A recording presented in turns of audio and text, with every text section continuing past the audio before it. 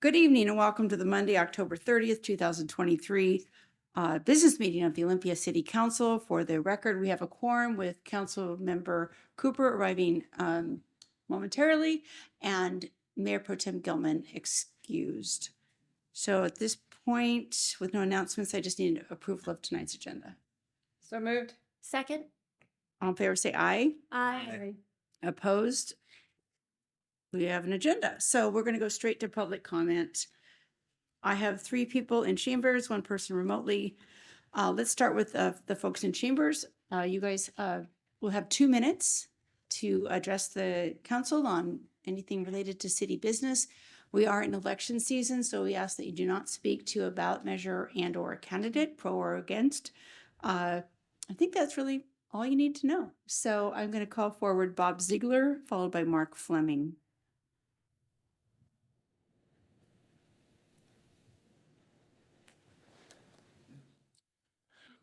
Good evening, Mayor and City Council. My name is Bob Ziegler.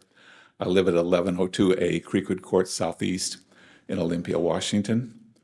And I'm a member of Olympians Olympia Coalition to Abolish Nuclear Weapons. And we've been to you before and asked, and I see that you've got a resolution before you. This is essential, and I thank you for doing this. We're at a real critical time right now in world situations in history, with the world kind of mad with war. And this is the way it's civil society, and that stuff from the bottom up is real important in affecting change throughout the world on global issues. So I thank you for taking in and following up on this and considering, and I hope you will support this resolution. Thank you. Thank you so much. Next, we have Mark Fleming, followed by Leslie Cushman.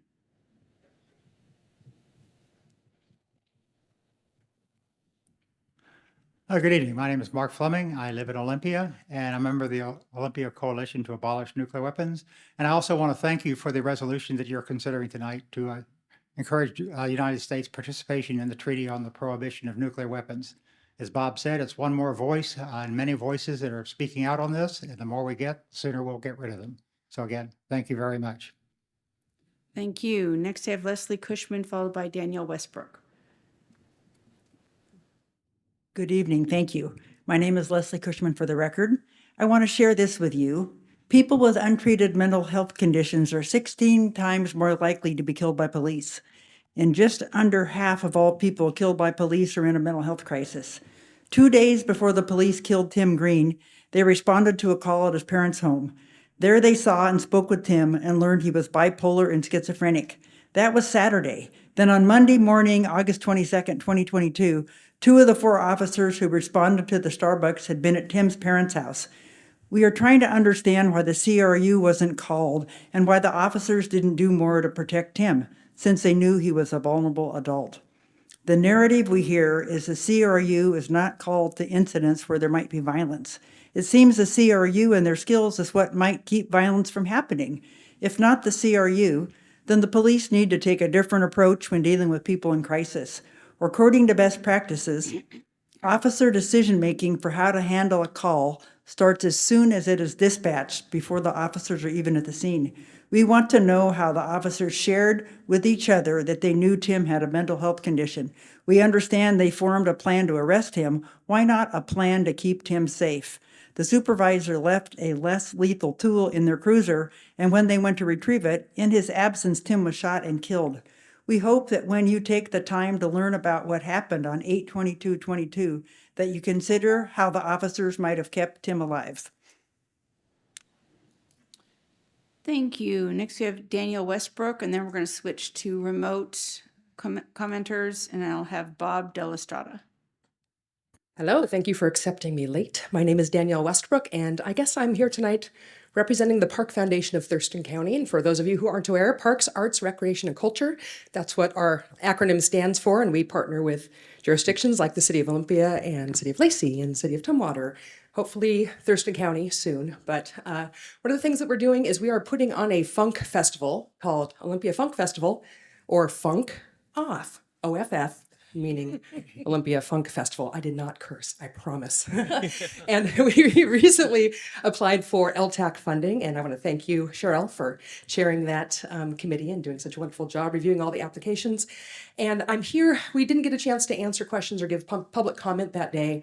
And some of the concerns were, well, it's a new festival. Yes, it's a new festival. Well, the Park Foundation is, of course, is known to all of you. The people that are actually organizing the event, along with the Park Foundation, might not be. I'm one of the organizers, and as I think most of you know, I'm a local musician, have been for 40 years now. Goodness. I'm a local organizer for 22 years. I'm partnering with Betsy Perkins of Olympia Jazz Central, who's been organizing Monday Night Jazz. It wasn't Rhythm and Rye. Now we're at the Eagles. She and I, as part of Olympia Jazz Central, did that for 12 years almost, I think, before COVID shut us down, bringing in Grammy Award-winning acts from around the country, sometimes internationally, and bringing it, was that it? I'm going to ask for more. 20 seconds, 27.5. What I'm doing is I'm going to ask for more money. We were granted or recommended for $35,000. I'm here to ask for $60,000 because we are a known commodity. We are successful event organizers and music organizers with a combined experience of over 30 years putting on these events. I know a few years ago, South Sound Block Party was given $45,000, and they were unknown to everybody in Olympia. And we're bringing in acts from New York, from New Orleans, and I'd like you to consider a higher amount. Thank you so much. Thank you. Next, we're going to go to Bob Delastrada online. Bob is not currently signed in. All right. We will then close public comment. And are there any questions for staff or comments from the dais? All right, seeing none, we're going to move on to our adoption of our consent calendar. I need a motion. So moved. Second. Any questions, comments, or polls? I have one. Item 4C. Is there anything else? I'd like to pull 4D to 4D? comment. Okay. All right, so we're going to pull item 4C, which is acceptance of the 2023 Police Auditor Mid-Year Report. And then 4D is approval of the 2023 City Council Guidebook. So we will start with 4C for comment, and I've got our Assistant City Manager, Debbie Sullivan. Thank you, Mayor and Council members. For the record, Debbie Sullivan, Assistant City Manager. In your packet tonight is the Police Auditor's 2023 Mid-Year Report. It covers completed use of force incidents and complaint investigations for the period January 1st through June 30th, 2023. I'll provide a few highlights of the report. 19 use of force incidents were reviewed. All were found to be thorough, objective, free of bias, and consistent with OPD policies. This is a 37% decrease in uses of force compared to the first 6 months of 2022. The auditor also reviewed 8 completed investigation files regarding complaints. The auditor found the investigations to be thorough, objective, free of bias, and consistent with OPD policies. The report also outlines 4 recommendations which have been shared with both the city manager and the police chief.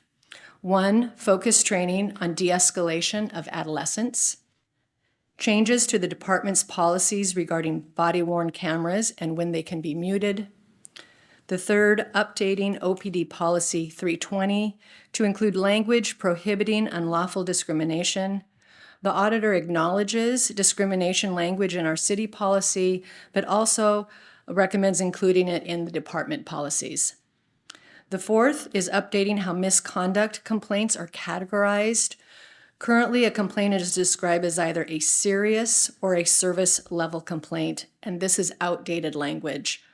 All complaints are serious, but the service level title can leave one with the impression that it isn't. So her recommendation is to work with the department to change that language. Also, the Social Justice and Equity Commission received the report on Monday, October 23rd, and it is available on our website.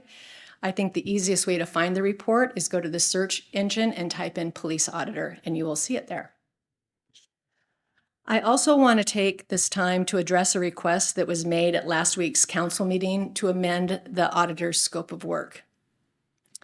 The ask was to include in the auditor's report incidents of use of force files that are under investigation but not received by the auditor.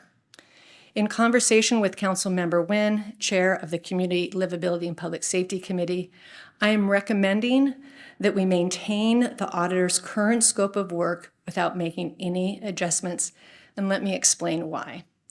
Right now, we're in the middle of a process which came out of our Reimagining Public Safety initiative to involve the Social Justice and Equity Commission to make a recommendation to Council on community involvement and oversight of law enforcement.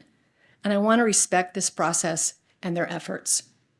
The Commission, along with the community group, is currently learning about OPD and evaluating how oversight, accountability, and transparency occurs today and where there might be gaps.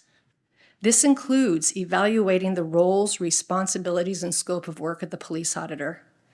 This work will inform the Commission's recommendations to Council, and they are on track to present that to you early next year, and I want this process to unfold. A reminder to the community that the Commission meetings and the subcommittee meetings are all open to the public, and they welcome feedback. They will also be actively seeking more feedback on draft proposals before coming to Council. So. Thank you for that explanation and context. Are there any questions for Assistant City Manager Sullivan? Councilmember Payne. Yes, no questions. I just wanted to thank you, Debbie, for coming forward to speak to this agenda item tonight. And please extend my thanks to Auditor Parker for her work. I actually think that these recommendations I'm very supportive of, and they're very detailed and very specific. And so I appreciate that level of analysis on her part. And I want to thank Councilmember Nguyen for your work as well in this regard. So thank you all. Councilmember Parsley. Thank you to both of you as well. And to the police auditor, I wholly support waiting. Just wanted to say that we've got a group of people working on this, and we've got reimagination of public safety that we need to honor before we make any changes. Right. Thank you very much. So item 4D was pulled for comment, and that's approval of the 2023 City Council Guidebook. And I'm going to go to Councilmember Madrone. Yeah, I just want to acknowledge how much work it was to update our council guidebook. We've actually been working on it since I first came on council 4 years ago, and the document that we had before was just a mishmash of all of these changes that had been made throughout the years. And our staff, Debbie, and before her, Kelly, worked very hard to get it into a very cohesive and useful document. It talks about the role that we as council members play for the city and in the community, our policies and our protocol. And it's just such a useful tool for orienting new folks into this work, which is really important because it's a hard job and you kind of hit the ground running here. So I just wanted to take a moment, offer my thanks to the staff who've been working on this, and just acknowledge it. Yes, thanks for all of your work and advocacy for bringing this document to life again in a relevant way, and it's way easier to navigate than it was before. So thank you to all the staff that helped you along the way. So with that, we have a motion and a second to approve tonight's consent calendar. All in favor say aye. Aye. Opposed? Opposed? Motion passes. Thanks again to staff for all your hard work on the consent reports. Next, we're going to go to item 5A, which is a public hearing this evening. And it's also an informational meeting regarding water system consumers and how it relates to the draft 2021-2026 water system plan. At this time, I'd like to invite forward our engineering and planning supervisor in public works, Susan Clark, to talk about what's going on here. Good evening. I'm just going to make sure this works first. Okay. Okay. Yay. Okay. I can take back. Good evening. I'm Susan Clark, Engineering and Planning Supervisor with the Drinking Water Utility. And I'm here for two reasons tonight. First of all, we're having a public hearing on our water system plan update. This meeting is also serving as something called a consumer meeting of our customers. That's a requirement of all drinking water utilities in the state of Washington who update their water system plans. They have to have a meeting of their consumers. So I'm here for that purpose as well. Before I start the public hearing here tonight, I do have a pretty high-level presentation to go over tonight. It generally explains what goes into a water system plan and how our utility stacks up against those requirements. Before I go on to the next slide, I will point out that this is a picture of our McAllister well field, for those of you who haven't seen that before. We have 3 wells at our well field. Of course, that's Mount Rainier in the background, gorgeous photo. This is the city's primary source of water. It has a current capacity of about 15 million gallons a day. It translates to about 75% of our city capacity. When it's fully developed in about 20 years or so, it will have a capacity of 23 million gallons a day. I use this slide a lot when I talk about utility planning processes. And I typically start by saying we do things a little differently here at the City of Olympia. All 3 of our utilities have something called a management plan, and we update those every 6 years or so. It's really an opportunity to bring folks from throughout the utility together. We have conversations about our programs. We make sure we're ready for growth. We do a financial check. We also reestablish our strategic direction if we need to do that. But we're a little different. Only the drinking water utility is required to update a management plan. In this case, we call it a water system plan. But we do understand that all utilities benefit from that collaborative planning process. So we do master planning for all of our utilities. This slide shows the names of the individuals who have helped with the update. Some of them are since retired. It's been a long process. I'm the generalist of this particular group. They really are the experts. They deserve some recognition in that regard. We did hire 2 consultants, 2 different firms that help us. HDR helped us with some of our engineering work, and FCS Financial Group helped us with our finances. Mike Vesey is here in the audience tonight. His name's up there. He's available for questions if there's questions here tonight as well. I also would like to recognize the individuals that work on our infrastructure. These are some photos of our pump stations, our water distribution, and our water quality staff. They really are the individuals that understand our infrastructure, and they're the ones out in the weather every day implementing our mission statement. Just a few stats about our system. The Department of Health expects us to provide service to our designated service area. In our case, it means city limits plus the urban growth area. The elevation in that service area varies, so we have 7 different pressure zones to react to those elevation changes. By 2040, we expect to serve about 85,000 individuals. We have emergency interties with our neighboring systems, Tumwater, Lacey, Tangle-Wild, the Tangle-Wild system, which is owned by Thurston PUD, and a small mobile home park that's off Martin Way. In 2020, we had about 21,000 different accounts. We no longer have any wholesale customers, but we have been approached by the city of Lacey. They are interested in having a short-term interim wholesale agreement with us, and you'll see that interim wholesale agreement in January for approval. Our residential customers' 3-year average water use is 152 gallons a day, and that's actually down from 166 gallons per day that we used when we did our 2015 water system plan. Our average day demand, or ADD, is estimated to be about 6.5 million gallons a day. We expect that to increase to about 8.5 by 2040. Our maximum day, hot summer day, was about 12.1 million gallons a day in 2020, and we expect that to increase to about 15.5. But the bottom graph there shows that our consumption has stayed relatively flat, despite the fact that we've been growing. This is our system component map.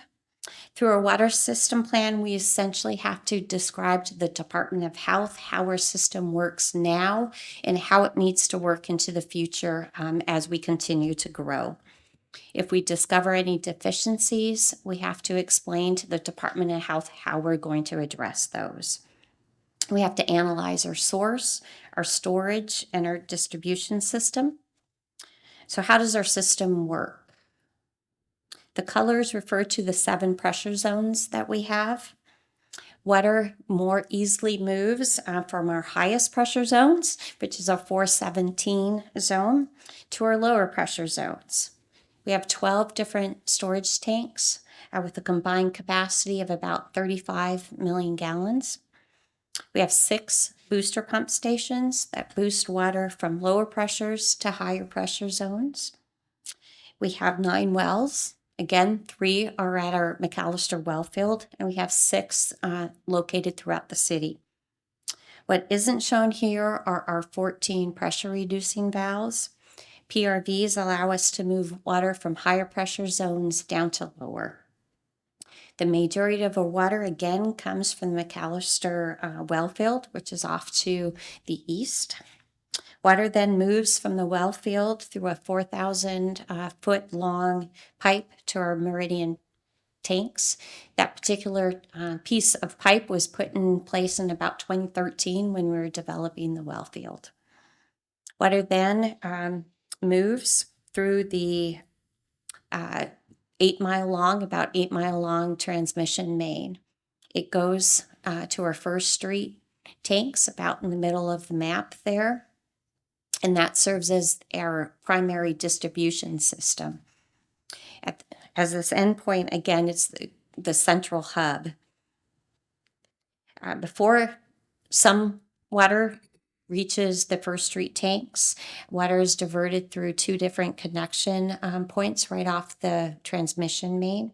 Some water goes to our Phones Road booster pump station, and some goes to our South Sound booster pump station.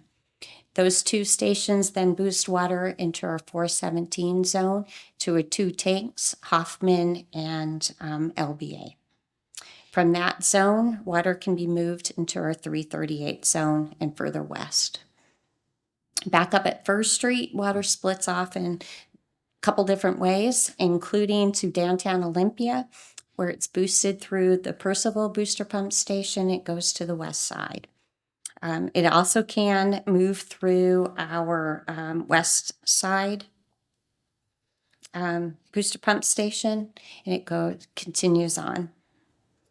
In terms of our other sources of supply beyond the McAllister well field, the west side of Olympia is supplemented by our Allison Springs source and our 417 zone located sources, which are Shannon Park, Indian Summer, and Hoffman, have been analyzed as a source for the 417 zone, the 338, the 264, and the 298. We also have another west side Olympia well. It's called the Kaiser well. That's only an emergency source, so it's actually disconnected from our system.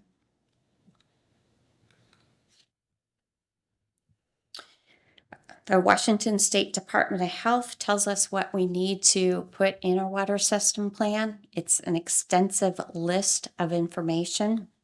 I can't stress enough that we do things differently here.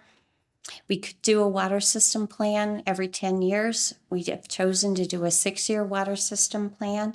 That way it's consistent with other planning documents we have, including the capital facilities plan. We have to look out 20 years. But we actually go out 50 years because we have a comprehensive plan policy that states that we will have water rights reserved for 50 years worth of growth. We also show that we intend to implement our plan through objectives and goals. We have an implementation chapter as well. The Department of Health has some required scenarios that we have to run, and they have some recommended scenarios. We run them all when we're doing our water system plan. We also have a reliability level of service standard that states that we will be able to meet our winter demands, so our inside home demands, with our largest water source unavailable. Again, our largest water source is the entire well field. I've included this blue box here that says we got this, because I think we really do. And I also suggest that we got this based on the comments that we received from the Department of Health.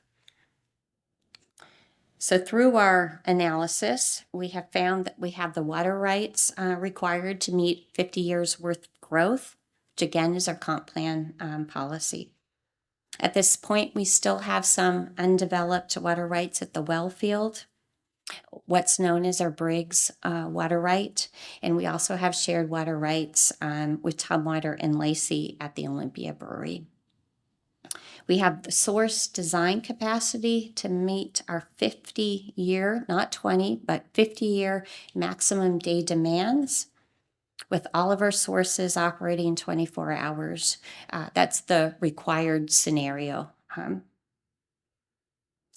Again, we have a self-imposed reliability level of service standard. We can meet our 20-year demands without the McAllister well field, just utilizing our other sources, but we do start to have some problems by 50 years. In terms of our storage system, we can meet our 20-year demands. We do have some minor deficiencies by year 50. We also do some hydraulic modeling of our system to make sure our distribution system can grow. We can move water for our expected growth. We didn't find anything unusual. We do have 2 deficiencies that we recognized in our 2015 water system plan, and those continue to be deficiencies for us. We have those written into our water system plan. We have a bottleneck along East Side Street, real close to the maintenance center, which makes it difficult to provide fire flow to the South Capitol neighborhood. That's one of our identified deficiencies. We also have high pressure problems along East Bay, but right now those are addressed through individual pressure reducing valves. So we do have some challenges, despite the fact that we've got this. As part of the planning process, you sit down with the Department of Health and explain what it is you want to cover through your water system plan. When we did that, we talked about 3 different issues. We knew we wanted to make some decisions about our Southeast Olympia wells. We essentially wanted to see if it might be possible to move those to a new location over time. We did recently complete a pilot well at our LBA water tank site, see if it might be feasible to move some of those sources there. But the results from that pilot well showed that from both a water production and a water quality point of view, moving to that location is not ideal. So we continue to have some treatment projects at both Hoffman and Indian Summer in our water system plan. We've also been doing some condition assessments of our storage tanks. So we knew we wanted to make some decisions about next steps with some of those tanks. The Department of Health also likes to see that we have asset management programs in place. So our water system plan stresses that we will continue to develop our asset management program. In terms of general challenges, we know we always need to address things like engaging our customers, addressing aging infrastructure, and addressing new water quality regulations. But we did add a new general issue to address, and that is making sure that we are incorporating equity or fairness in our decisions. So in terms of capital projects over the next 6 and 20 years, we will be focusing on making progress on our Briggs water right, doing treatment at Hoffman. Our storage projects include finishing seismic upgrade work at our Boulevard tank, doing an evaluation of our Elliott tank, and then we will start some upgrades at our Eastside tank and Hoffman. We do hope to start to install some seismic valves on our 8-mile-long transmission main. We received a FEMA grant to do that. We'll also address our distribution system through some of our aging infrastructure programs. In terms of addressing climate change, because we rely on groundwater rather than surface water, we think we're in a pretty good position. With that said, we will take measures to address climate change. We will continue to emphasize efficient use of water through our conservation programs. We will continue to participate in regional discussions to enhance groundwater through the use of reclaimed water. Through our source program, we monitor our wells and aquifer levels. We also take water quality samples at our Allison Springs source to make sure that we are not having sea level rise or saltwater intrusion problems there.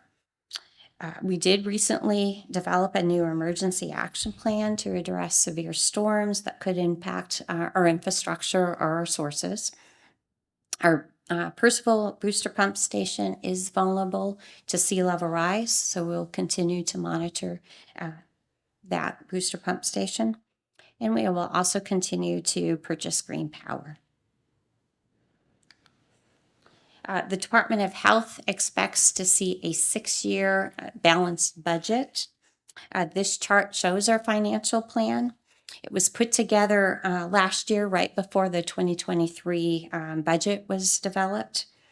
If things happened as presented in the plan, starting in 2024, we would need 5% rate increases.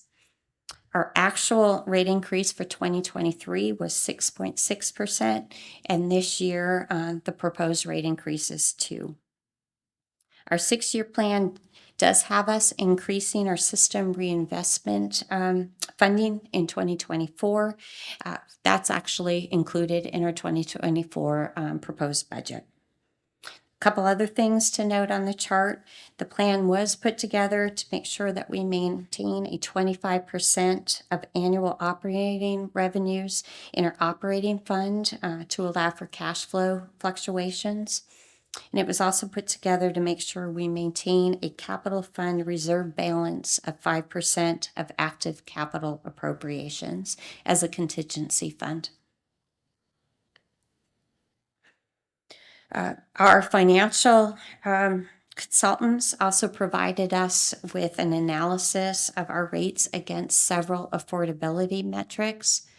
The most commonly used metric is to compare water rates against a median household income, with affordable rates defined as being under 2%. Our financial consultant suggested that our rates are affordable under this metric through year 6.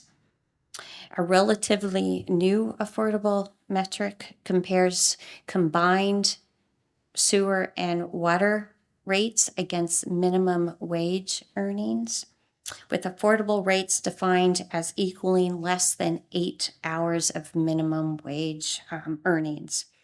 Our financial consultant suggested that against that metric, we are deemed affordable for the next 6 years.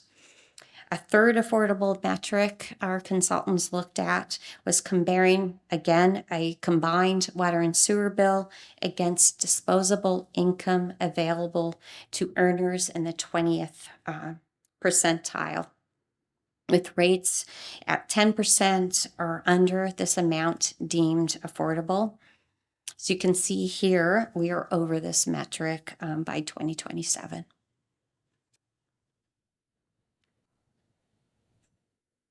As part of the packet this evening, you received the Department of Health comments, plus how we have addressed those comments.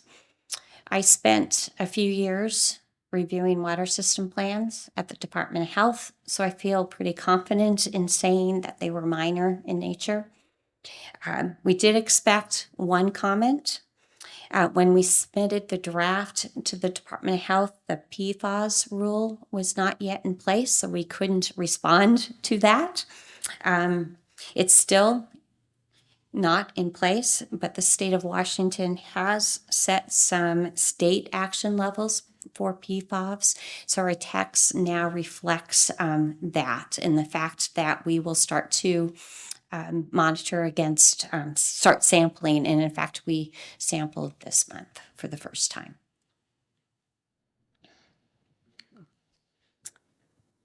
So in terms of next steps, thus far in the development process, we had 6 briefings before the Utilities Advisory Committee. You've received their approval recommendation as part of the packet.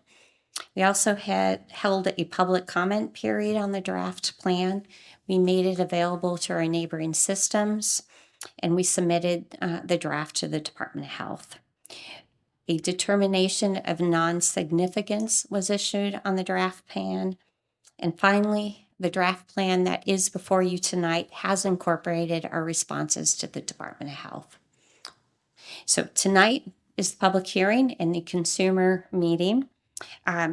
Approval of the plan is scheduled for November 14th, after which it'll go back to the Department of Health for their final review. I think with that. All right. Thank you, Susan. That was, I think in my time here, the first time I've gotten that thorough of a presentation around how all of our water, where it comes from and how it gets to where it needs to be. So thank you very much. It's very, very educational for even us up here. So any questions for Susan? Right, open the hearing. Councilmember Parsley. Thank you for bringing up the PFAS. I'm inundated with it at Lot. And it seems like Lot is going to be watching for point sources in our wastewater system. I'm assuming that our sampling is at the wellheads or in our reservoirs. I'm going to have Mike Vesey answer this as one of the experts. So he's coming up. Go ahead. For the record, Mike Vesey, Drinking Water Utility Director. PFAS is taken out our wellheads, all of them. Also, Department of Health has said we have to take it at the artesian. That sample hasn't happened, but it will. So that's something we're a little anxious to see how that turns out. But those were taken on October 18th at every wellhead, and we expect results around early December. Okay. Yeah. I'm assuming with the reclaimed water study that Lot did, there's going to be somewhat of a coordination Sure. because they're recharging the aquifers. That's All right. As soon as our results come back, there will be a lot of discussion with neighboring cities, a lot more to come. We haven't made much decisions on what we're going to do until we get results, because if everything's a non-detect, we're good, right? And that's what we're assuming is going to happen. But yes, a lot more coordination after we get results. Absolutely. just one last, it's sort of a comment. With the circular economy growing business model for the Lot wastewater treatment, they are expecting in the next 50 years to be able to be putting forward Class A drinkable water. I'm wondering how that's going to impact sources for our water plan. That's a pretty big discussion to have right now, but it's something we're pretty excited about if that could happen someday. It's obviously possible. Other parts of the world and the country are doing it, so we hope we can make it even more available here in Olympia. So more to come, I think, really.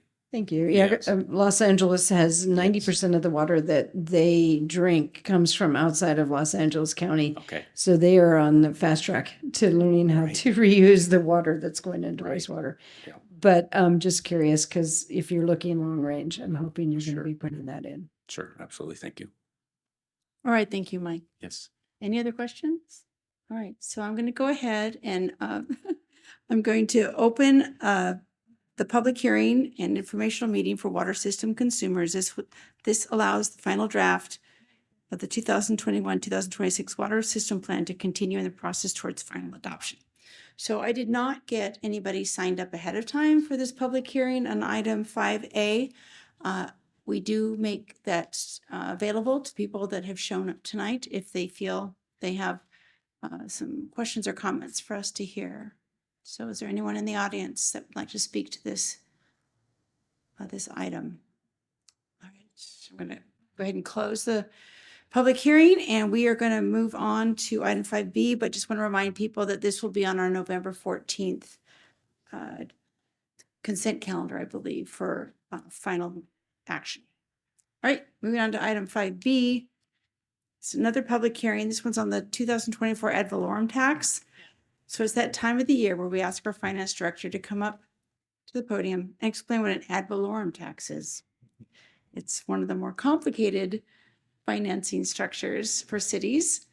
And so anyhow, I'll turn it over to Aaron B. Miller, our finance director. Thank you. Good evening, Mayor and council members. Aaron B. Miller with the city's finance department. I will say, I believe happily, this is the last time for the year that we'll talk about ad valorem taxes. I think this is about the fourth or fifth time. So if you all want to stay along with me, you're more than welcome to on this. You've seen this presentation before. Quick reminder on limitations. So state law limits the growth of property tax revenues the district can collect to 1% or the IPD, whichever is less. And the IPD is an inflationary measure. The 2023 IPD, and so that would be for the 2024 collections, was 3.67. So we have the ability to levy the full 1%. Items such as new construction, changes in state assessed property, and refunds are not constrained in the 1% limitation. And so they are in addition to that. The city's base rate, levy rate, is $3.60 per $1,000 of assessed valuation. When you take out the library district, add in the pre-left firefighters pension fund, our statutory maximum becomes $3.32 per $1,000 of assessed valuation. So property tax is based on a levy rate of $1,000 of assessed valuation. The responsibility for determining the assessed valuation rests with the county assessor's office. And so in order to get to the levy rate, the city council will adopt a revenue amount. If you divide that revenue amount by the assessor's assessed valuation and then multiply it by 1,000, you come up with the levy rate. There is an inverse relationship because of the 1% limitation. There's an inverse relationship between assessed value and the rate. So as assessed value goes up, it pushes the rate down, and the reverse is true, which is happening this year. Our assessed value is dropping from last year, and it will push our rate up slightly. It doesn't have a significant deal for the city because we'll still be able to collect our full 1% on that.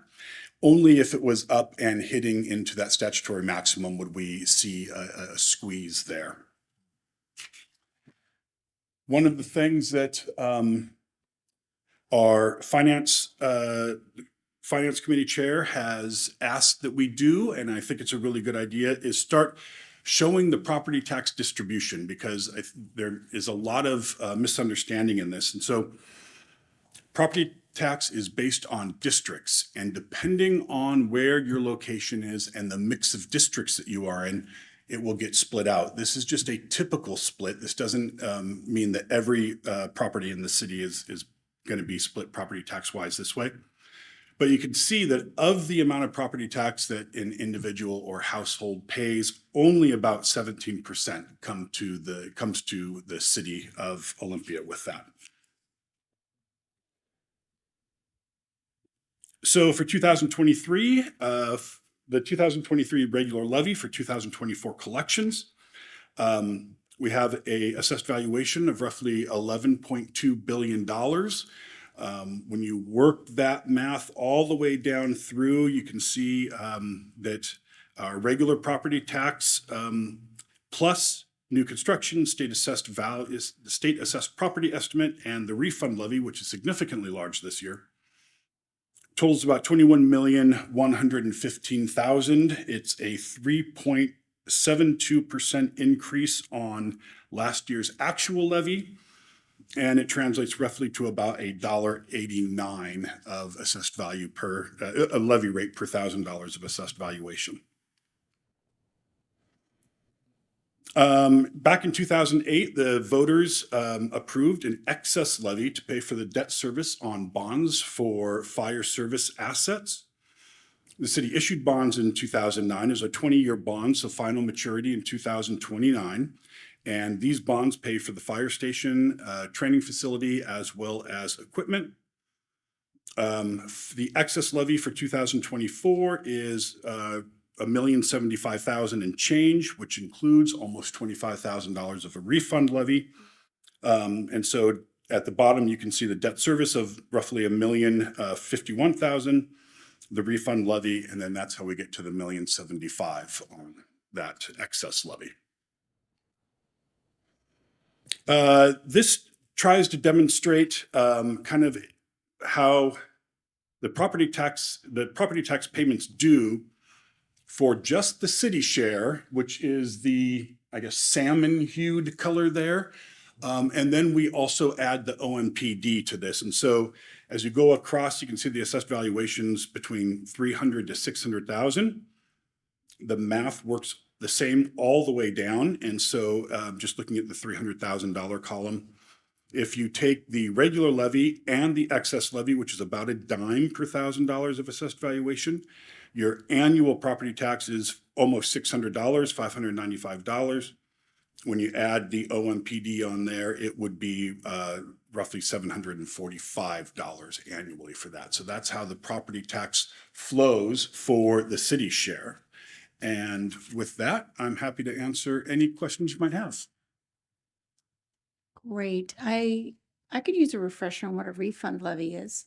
Sure. So every year when the assessor does their valuations, we come and we base our budget on that. So if we take this year's valuations, for instance, of $11.2 billion, you have the ability as a taxpayer to challenge that. And that can be changed either administratively if they just say, yep, you're right, we made a mistake, or by a judgment. And so what happens is each year, as those happen, the levy that we were to collect in 2023, the revenue that we were collecting in 2023 is reduced by the amount that they give back as part of that refund. Districts are held harmless in that the following year, they get to levy that refund back so that between the 2 years, 2023 in this example would be made whole from what we expected. So it's a one-time adjustment that we get every year, and this is a particularly big year. It doesn't always come out to like this $400,000. I hope that answers your question. Yes, thank you. Councilmember Parsley? I'm asking this just so it's a clarification for the community.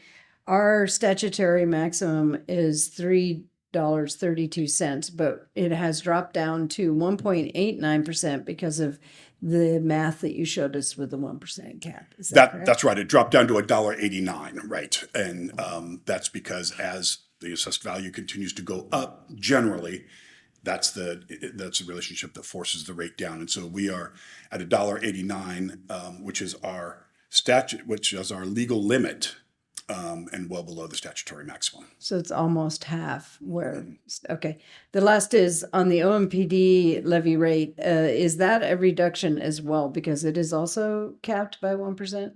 It is capped by 1%, and it is having the same attributes that our regular levy is. And so because our assessed value dropped, the OMPD levy rate rose slightly, just like ours did from last year, but the revenue generated is still capped at that 1%, plus new construction, state assessed, and the refund levy. So they behave exactly the same.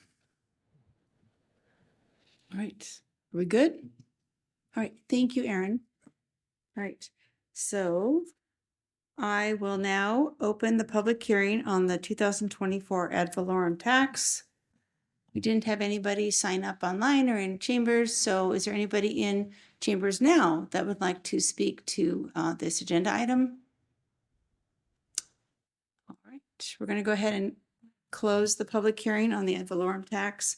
And that takes us on to item 6A, which is approval of recommendations for an Olympia Youth Council. And I'm going to invite forward Susan Grisham, who is the assistant to the city manager. She's legislative liaison. She is also the lead on this project, amongst many other things that she does for us. And we've got great representation this evening. Looking forward to hearing from all of you. Good evening, council members. For the record, I am Susan Grisham, assistant to the city manager. And tonight we're here to receive the recommendations for an Olympia Youth Council directly from Olympia Youth. Our agenda this evening, I will share a little history on how this process began. Dane Wolfram, senior manager from Truclusion, will discuss equity and youth-centered processes. Dane, along with Yen Felino, principal from Truclusion, will give an overview of the research that helped inform these recommendations. And Olympia Youth, Christine Zhang and Trey Simons, will discuss their inspiration for an Olympia Youth Council and the process of engaging with the youth advisors. And youth advisor Gavin Cruz will then present the recommendations. I will close with information regarding budget and timeline. We hope after questions and conversation, the council will move to approve the recommendations. We ask that you hold questions until the end of the presentation, and please note the slides are numbered should you need to refer back to any.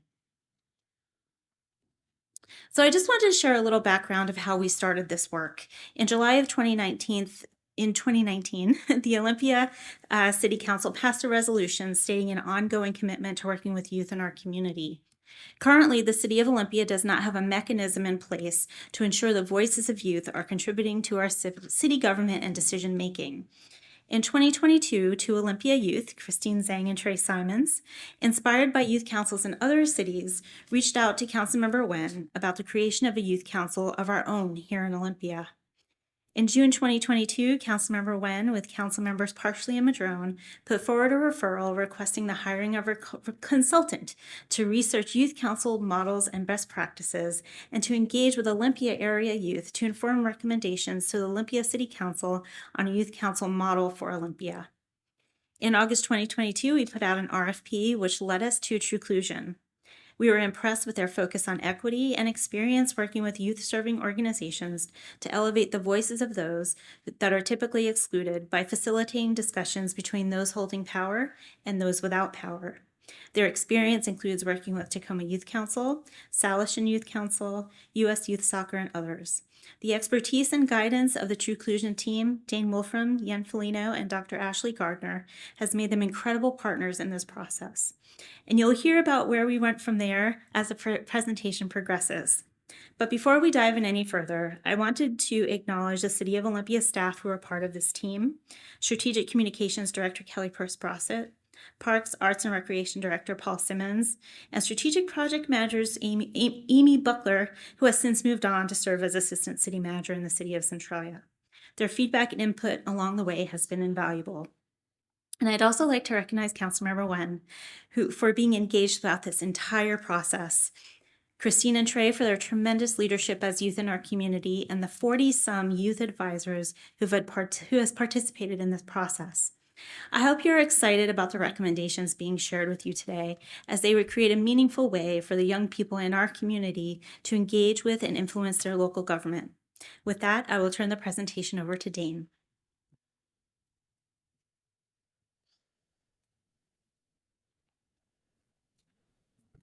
Thank you, Susan. And I think unmentioned so far is thank you to Susan, who really held all this work. Without you, we really couldn't have gotten where we are. I'm just going to make a couple notes just about like why youth is different.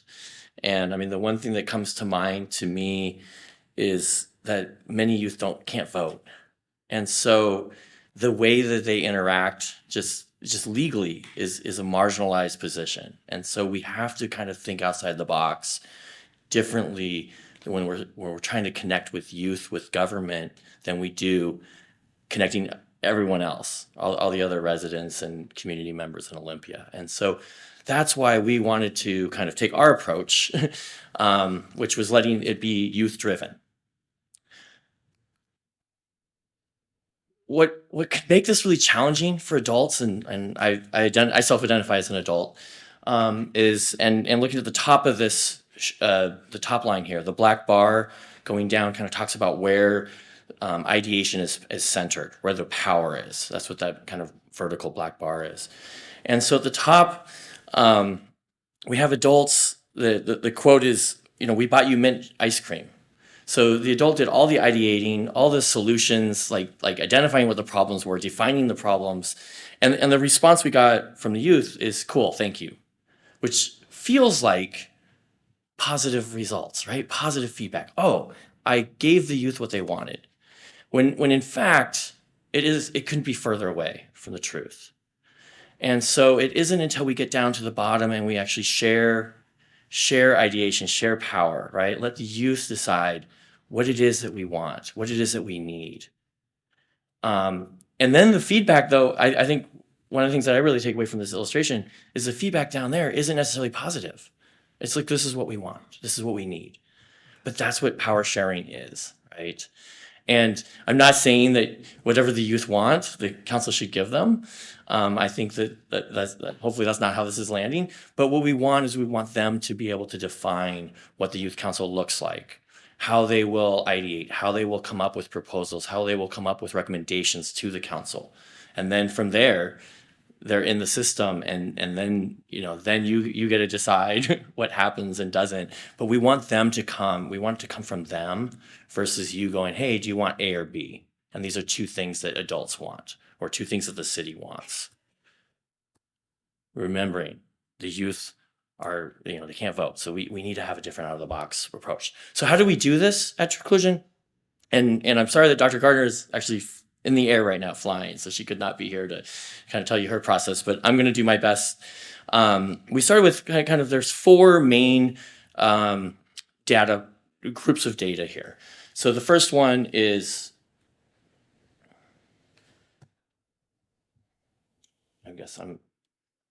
okay, let me back up a little bit. The first one kind of going clockwise from the top right. So it's like the documents, things like bylaws, applications, all these things from across the country. Dr. Gardner studied 290 different sets of documents. In the bottom right, you see liaisons. And so the liaisons were the people, the staff members who hold up. And Dr. Gardner worked with more than 70 different youth councils. 30 or 31, somewhere around there, are the ones that actually did interviews, sat down with her, gave her a lot of information. And then the youth themselves from the same youth councils. So the youth were interviewed, they filled out surveys, and they gave us a lot of information.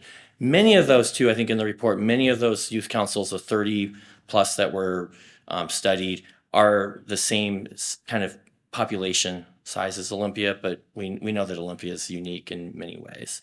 And then probably the most important group is the 44, we called them Olympia Youth Council Advisors. And they were the youth that were here and ideated and came up with different ideas. So the first step we did is we went to the Olympia youth and we said, what would a successful youth council mean to you? And so they came up with a whole long list. I think we had over 100 different ideas of what it would be in the perfect world. But that became this lens which informed all of the research that Dr. Gardner did with the youth councils. So then we took, that blue lens when we went and talked to the liaisons and the youth councils. Okay, so it was kind of the idea is this is what Olympia wants, this is what Olympia youth want, tell us how we can get there. With that, we came up with two different kind of sets. One is standard policies. standard practices, excuse me, and best practices. Standard practices is basically what is going on across the country. What are other youth councils doing? What do they look like?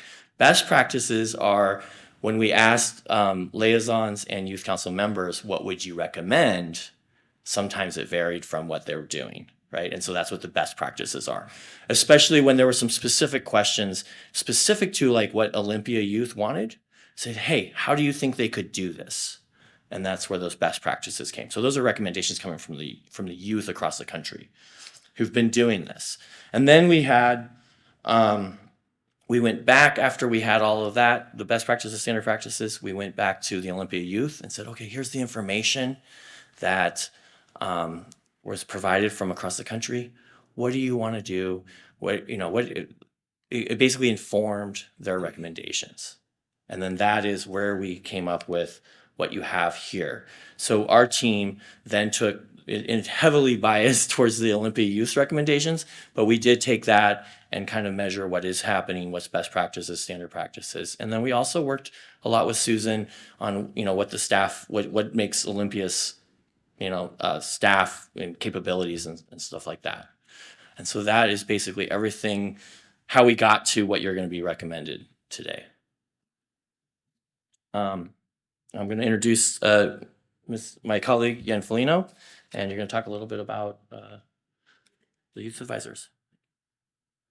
Thank you, Dane. Thank you, Susan. Good evening. I'm Yen Felino. I was the lead on the outreach portion in search of interested youth. So who are the Olympia Youth Council advisors? Truclusion conducted a robust youth recruitment that included promoting the opportunities through local schools, 27 youth serving community organizations across social media, and by posting flyers all over the city.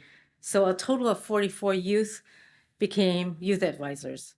These advisors represented 12 schools, including homeschooling, different living conditions, including one youth without a home, 11 different races, several different gender identities, one youth with a disability, and they come from 7 different neighborhoods and participated in several dozen different extracurricular activities.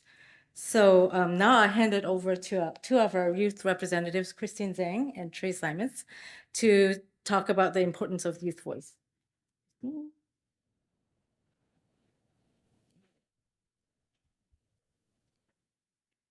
Okay. Thank you, and good evening, council members. Thank you so much for having us today and taking one step of many towards elevating youth voices in Olympia just by listening to Trey, Gavin, and I speak today. We're all very excited to be here. So now to introduce ourselves, my name is Christine Zhang, and I'm a senior at Olympia High School and a resident of Olympia for 16 years now.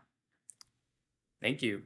And my name is Trey Simons, an alumni of Olympia High School and a former resident of the city of Olympia for 15 years. In so many communities, the youth are a predominantly overlooked group. We believe that also in a city as politically powerful as Olympia, the youth voice was to an extent lacking. By bringing our suggestion of this forward to Councilmember Nguyen, we felt as though we were starting the necessary dialogue to help secure youth voice in Olympia. We believe that it is imperative for the city of Olympia to develop our own youth council. My experience as a school board representative has also shed light on how influential youth voice can be in a community. And by bringing that voice to a city, I believe we can further our equity process. In fact, I think many of you remember when Climate Action Club from Olympia High School came here. And I think the creation of a youth council would be an opportunity to further that work of having youth voice in Olympia. So now more onto the importance of youth voice. I want to start out first with our why. Why do we need a youth council in Olympia, and why are we here today? The answer lies in the importance of youth voice. As a political advocate, and many of the other peers I have with me today, I have seen and realized the importance of giving youth a seat at the table. We are the next generation of leaders, thinkers, and voters, and by participating in the government process, we are creating informed citizens and raising awareness on policies amongst youth by facilitating our participation in policy consultations. Most importantly, though, we are continuing Olympia's mission towards creating an equitable environment where youth with irreplaceable lived experiences and perspectives have a say in the policies that affect them and the people they know. We are here today because of the extremely valuable help of the Olympia youth advisors we had the privilege of working with. The youth from our community help provide important data on what we as youth want to see in a council to ensure that it is sustainable, equitable, and fair. Now I want to pass it on to Trey.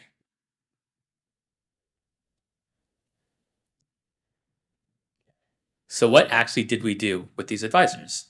We've met with the youth advisors on 2 separate occasions in an online and a hybrid format. And these meetings were truly invaluable for both us, me and Christine and I, and the True Inclusion team. The youth of Olympia delivered on our expectations and helped us develop a model for how the council would operate. We also studied national research by True Inclusion and developed our recommendations based on this, as you saw in Dane's diagram.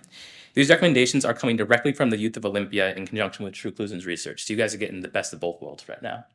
All right. So we will not be voting on any of these today, but these are possible endeavors that the Youth Council could explore in the future. I'll give you guys a second to look over this, but think of the possibilities that this little Youth Council could bring. My personal favorite one is the Youth Town Hall. I don't know, that just looks incredible. But all right, and now I'm going to hand it over to my friend Gavin Cruz, one of our youth advisory members. All right, thank you very much, Trey. For the record, my name is Gavin Cruz, and I'm a junior here at Olympia High School. And as previously mentioned, I was one of the 44 youth advisors that worked this summer to help deliver the recommendations that will be presented to you guys here tonight. So to begin, as the structure of this council, it will be formally known as the Olympia Youth Council. This will be housed just like any other city government committee, just with here in the city of Olympia. Funding will be coming from the city general fund with access to grants, donations, and other similar sources there. We are also a youth-centered approach, which is our main focus of this council, hence the name. And this is going to be a council led by the youth, with youth voices being heard and amplified, and youth to help identify the priorities, approaches, and solutions for this youth council. Sorry. And the recommended duties for a Olympia Youth Council member we mostly focus on community service. We help plan and run citywide events within our budget, service projects, scholarships, and additional youth-centered programs, attending to help assist the general citywide events important to us youth, and also volunteer for city initiatives that they support. This might involve partnering yet again with community entities and organizations such as the school district or nonprofit organizations. Also, we want to focus on civic engagement, specifically engaging with the city government in many various ways, including providing recommendations and or advising the city council here and other City of Olympia officials on citywide issues related to government affairs and policy in an effort to consider the voice of youth to be a crucial decision, a crucial factor in making those decisions. And finally, we also want to focus on connecting youth with other youth resources and opportunities. This is to be serving as a connection between the City of Olympia youth, specifically responsible for speaking on behalf of the youth to the city, while also engaging with those youth with city initiatives, hearing from community members, managing youth relevant initiatives, establishing partnerships with any additional youth groups, providing and sharing opportunities for youth, and establishing and maintaining a media presence. Also, to top it off, we advise the City Council on community concerns coming from the youth. How our tenure would be formatted is we recommend that Olympia Youth Council members have 20 members, ages 14 to 20 years old. Each of the appointed members will serve a 1-year term, and each of those youth can be reappointed to serve a maximum of 4 1-year terms. And to improve access for youth from all living experiences to participate, we recommend youth council members to receive the city standard expense defrayment stipend and be allowed to log hours of community service as a recommendation. Moving on, to maintain the most equitable application process possible, which hopefully will result in the most diverse and representative youth council as possible here in the city of Olympia. We recommend that applicants can pick up their own medium application, whether it's a written application, an interview process, a video presentation, or anything else creative that is theirs. Also, we want to help encourage returning youth council members to have a streamlined process that is pretty much if they've been present and engaged the entire 1-year term, they get reappointed. Appointments are recommended to be guided by you who have been the most potential of representing Olympia youth and contributing to an effective youth council, rather than just the quality or an application a resume might bring to one's eyes. The process will be defined as follows. CLIPS will appoint a selection panel of 7 youth and 2 adults. That panel will nominate a slate of primary to high priority candidates and secondary candidates to CLIPS, along with notes about each specific candidate. The CLIPS forward a final slate of nominees to the City Council for an appointment. After appointments are made, but prior to each term beginning, we want to help provide training and capacity building opportunities for new members who are joining this council, such as through workshops or seminars that empower them with the necessary knowledge to help run this council. And now I would like to pass it on back to Trey for the following slides. So we've got this youth council, but now we want it to succeed.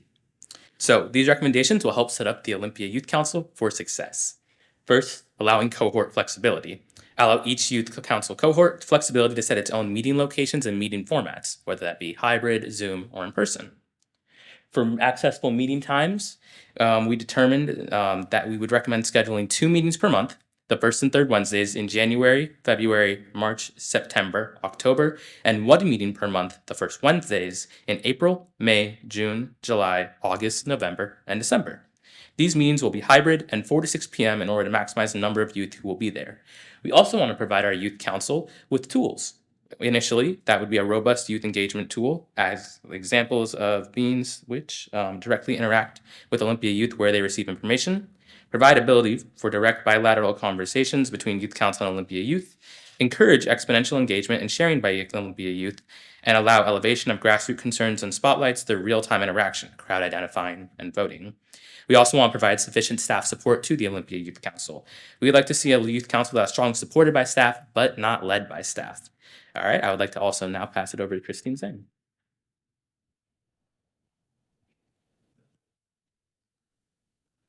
Okay, so not only do we want the youth council to succeed, but we want it to have long-term sustainability. So for sustainability, we recommend that we have a extremely clear structure. The council should be organized, have routine meetings, and lay out clear duties, responsibilities, and goals to ensure council efficiency and productivity. We also recommend effective marketing to ensure Olympia's youth are aware the youth council exists to improve and sustain youth council participation. We also recommend an equitable selection process in appointing youth who want to be there and who will consistently show up. Finally, we recommend an ethical youth-centered leadership. So creating awareness of council and recruiting future members, we want to make this extremely youth-led and centered. I will pass this on to Susan.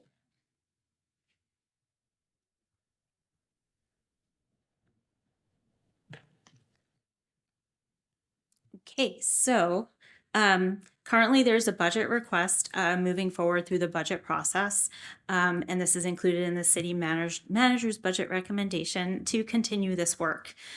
So the proposed timeline would be early through mid-2024. We'd continue to engage the youth advisors through a series of meetings where they will work on items in Section 3 of the recommendations to set the foundation for the first cohort. And this includes developing the appointment process, planning a recruiting event, working on youth governance, leadership positions, mission, vision, value, and purpose statements, engagement planning. And then the first cohort of the Youth Council would be appointed in fall, winter of 2024. And in January 2025, the first terms for the inaugural Youth Council members would begin. So now that you have heard the recommendations, I think we're ready for questions and conversation. Thank you, Susan and team. So we'll start with Councilmember Wayne. Thanks. Oh. Wow. Y'all just did that. That just happened today. How impressive. Equally as I'm not sure if all of these audience members have looked through the council packet tonight. and read through your really thoughtful recommendations, data driven, lots of preparation, lots of homework, very well thought out. As we heard from this presentation, many contributing youth voices, a consultant group at Truclusion, two of which are here with us today, that were really invested in in realizing why the city of Olympia even put out the RFP to begin with, right? And always centering youth first. I mean, there has been times where our consultant groups has there's been a little pushback from our consultant groups, and then a little pushback from the city, like, oh, I don't know how we're gonna get there, and then it goes back and forth, and we always find some even ground. This is a group of people that have been meeting for some folks, a little over a year now. Susan, I was in your office pacing around like, Susan, how do we say this?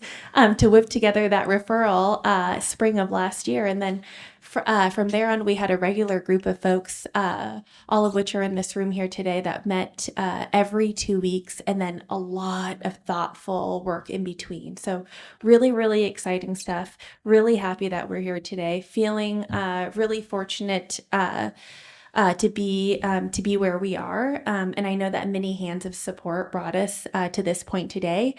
Colleagues that believed in the referral and wanted to champion it and support it. And then city staff that really dug in, right? And then, of course, all of our speakers. I feel really confident in the recommendations. And confident that they're going to help us achieve all of the reasons why we think this work was important. That was earlier lined out here, but we're really talking about a platform for youth to engage with their local government, right? And getting engaged early, and then hopefully sustaining that engagement throughout folks' lifetime. And that looks different, right? It could look like having past youth council members. I'm speaking this into existence. I'm speaking as if this is passing tonight. But having future youth council members right here serving in their local office or beyond in higher levels of government, to something as simple and as important as voting every time the opportunity comes around, right? We're also talking about people that as life happens and things definitely in local government, as we know, local government is a government closest to the people, truly. So as life happens in the Olympia community and these youth years go past, and there's a problem with how to ditch the ditch in their front yard, how to maintain the trees in their neighborhood, when they want to see something big and improvement happen, that they'll know who to reach out to. They'll understand how to navigate the system in local government. So we're talking about all of those things and more. Really exciting stuff. I'm really looking forward to hearing from council colleagues and what their feedback is for this recommendation. I think it is really important to note also that the timeline, as covered a little bit in the end here, has expanded a bit. Initially, I think our initial conversation when I talked to Christine and Trey, we wanted it to happen yesterday, right? So we're like, okay, let's take some time and do this really well and have the city, which we have, really kind of put our money where our mouth is and hire a consultant group, be mindful of really the breadth of work that this is going to take and giving it the time that it needs. And then we were hopeful that for a while there that we would see a youth council next year, a youth council being fully realized, fully seated in 2024. And now we are being flexible and understanding that, we need to, again, kind of stop and take the time, understanding where we are with city budgeting and what we could do with a longer timeline. So we're pivoting, right? These young people that are really excited before you, this consultant group, we're pivoting and we're still committed to this long-term success. And I think that's really admirable. And it is just the pits when you wanted something to happen and you put so much work into it, and then you're like, it needs to take longer. Pickles. Like that's not good stuff, but Oh, you like that one? Yeah. But you're sticking with it because you believe in it, and it's so great, and I think we'll be better for it. With that, thank you so much. Really looking forward to hearing what everyone has to say tonight. I think it's obvious that I will be wholeheartedly supporting this, and I really, really appreciate the hard work on this. Thanks. Next, I have Councilmember Madrone, and followed by Councilmember Parsley. Yeah, I had somebody ask me in an interview a few months ago, what was it that gave me hope? And my answer to that was our youth. I'm a young person living in my household, myself, Capitol High School, and young people today know so much more about the world than I did when I was your age, and it's not all pretty. But you're out there, you're fighting for what you believe in, you're advocating for yourself. I just have so much faith in this generation that's coming up, and I'm really excited to be able to learn from you all. And as it was mentioned, you all are incredibly disenfranchised in this political system. You don't get to vote. We're up here making decisions about your futures, and we don't get to hear from you as often as I think we would all like to. So I'm really, really excited about this youth council, and I'm really, really grateful for all of the work that went into it. I do have a question, and that's just pertaining to the long-term sustainability of the program. I see that we've got some money earmarked in the budget for next year, but I'm curious about what it looks like into the future of that, because I see we've got a table within the report with future expenses. So Susan, if you could speak to that a bit, that would be helpful. Sure. So my original budget request was actually for $100,000, and that would be for staffing along with the work that it would take to continue the youth council, and that would be something that I'd be looking for in future years, so we can have a staff person dedicated to this work, and also the rest of the funds to help run it in a sustainable way. Okay, thank you. All right, I got Councilmember Parsley, followed by Councilmember Payne. I'm a self-identified adult. I'm head blind at times, but I do remember in 2018, I think it was 2018, when Capitol or Olympia High School climate team came and gave the first score grade card that I got after high school that was a C-. But what struck me was the person doing public comment looked us in the eyes and said, "What will the world be like when we're your age?" And that head blindness kind of temporarily, I hope to have moments of enlightenment as I go forward, was shattered. And after that moment, I had the privilege with Mayor Pro Tem Nathaniel Jones and now Assistant City Manager Rich Hoy to negotiate the inheritance resolution with the same group of young people. And it was a far better resolution because of the negotiations. And by the way, they got everything they wanted because they were amazing. I can see the power of making sure the voice of the youth are put forward because of that experience. And I'm reminded of it with the death in that we had just this last year. And you made a comment, I think it was you, Christine, and said, future leaders. I'm sorry, but you guys are already leaders. You're already there. Tonight was kick-ass. Can I say ass? But it is. It really was. I was floored. You guys are the leaders, and you don't have to wait. It's there. I'm just very impressed, and I'm thankful for all the work, and I'm very, very thankful and proud of a council member, Gwen, for the work that she's put into this, and it takes a champion to get there. So thank you, and you made us look good. I appreciate that. I actually do have a question. I was puzzled because maybe my math is off. I saw that you would have 20 members, but 7 leaders. 7, I counted it up, chair, vice chair, treasurer. I didn't get to 7. Can I have that clarified somehow? Well, I think Dane Wolfram. I think part of the work for next year, the interim work to get us from where we are today to seating that first council, will be setting up certain things like Susan mentioned, mission, vision, and it will be identifying what those positions are. Right now, there are no positions in the recommendations. The number 7 seems to be a really great number from the research to be like an executive committee type size. So size wise, that seems to be the right sweet spot number of people to be in leadership. We're going to let the youth next year figure out, yeah, is it president? Is it mayor pro tem? Is it, like, what is it? Is it, they're all equal? What is the power structure? We're going to let them, that's kind of continuing this work. And we just didn't have time to kind of get it done so far. No, I appreciate that answer, and it goes along with letting the youth determine what actually that is, and I appreciate that. And if you can't tell, I'm kind of in favor of this. All right, Councilmember Payne. Yes, I'm just very proud of all of you. Fantastic presentation. And we had the presentation in clips or Community Livability and Public Safety Committee. And I remember being very impressed by that presentation. And what I didn't realize or didn't expect was for you to deliver that presentation the way that you just did in person, which is not a skill that many adults even possess.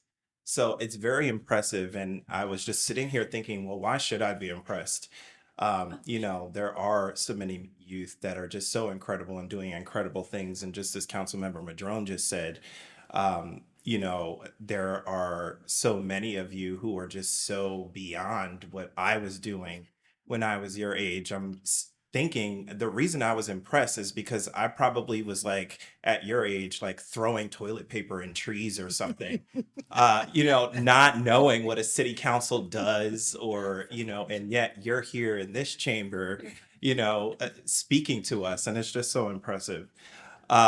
We did go back and forth over the terms and all of that in our committee, and that was a very robust discussion. And so I'm glad to see that sort of get worked out and come forward for tonight. And as Councilmember Parsley said, you're already leaders. I believe you heard this the last time we spoke to you. You are just clearly representing your generation very well. And so I thank you for all that you are doing and all that you will do to really bring this community forward. And in particular, your recommendation number 2 is very well thought out because you're not just considering the youth council members, you're considering non-members, and that is the very first step to the work that you'll be doing. And so I really appreciate that thoughtfulness and the recommendations that you're bringing forward. And I am very excited to vote in favor of these recommendations tonight. Thank you. All right. I was on the CLIPS meeting as well, got to hear you speak, and to see you in person is just even more impressive, as everyone has noticed. And this is a true example of the saying, nothing about us without us, right? So you are representing that, you're bringing that forward, even though you won't get to benefit generally from your work. That's also what makes you a leader, right? It's planting a tree you'll never get to sit under. And so I want you to think about that as you go out in the community and as you go out into your adult lives from this point on. You'll be able to look back at this and be so, so proud. So at this time, I would like to entertain a motion. I enthusiastically move to approve the recommendations related to standing up in Olympia Youth Council. Second. All in favor, say aye. Aye. Opposed? Motion passes. Congratulations. Congratulations. And I believe we're going to do a photo op. I think the council members are going to come out here, and we'd like the youth advisors to come stand with us for a photo.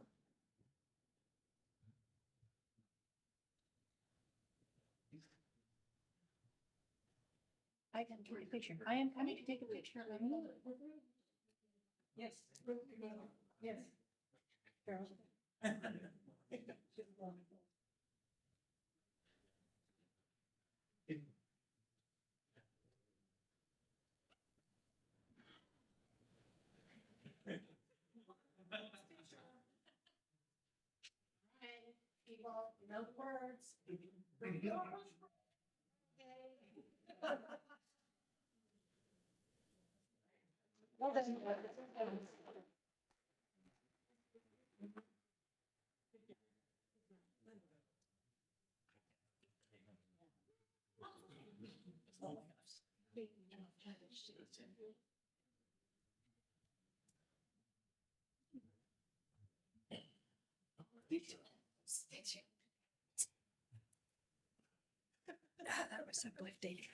Okay, we're going to be transitioning to something maybe not quite as joyful.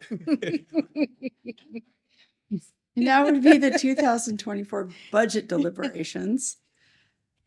And I'm going to invite forward our Finance Director, Aaron B. Miller, to lead us off.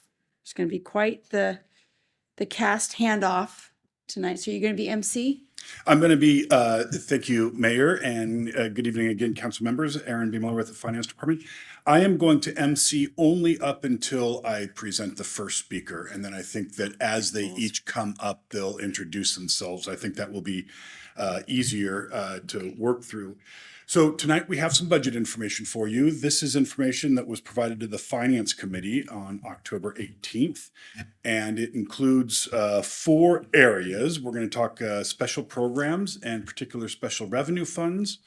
Then we're going to move into community planning and development fees and rate changes. We have our utilities team with us today, and they will talk about their budget as well as proposed rates for 2024. And then the city manager will come up and talk about budget balancing. And so, as we said, we have lots of presenters. And so unless there's any questions for me, I will invite up Dr. Braff to kick us off.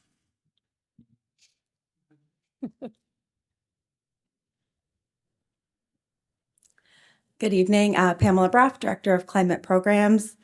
I have a quick update for you on the proposed climate program budget for next year. And so just a quick recap, the climate program is small but mighty.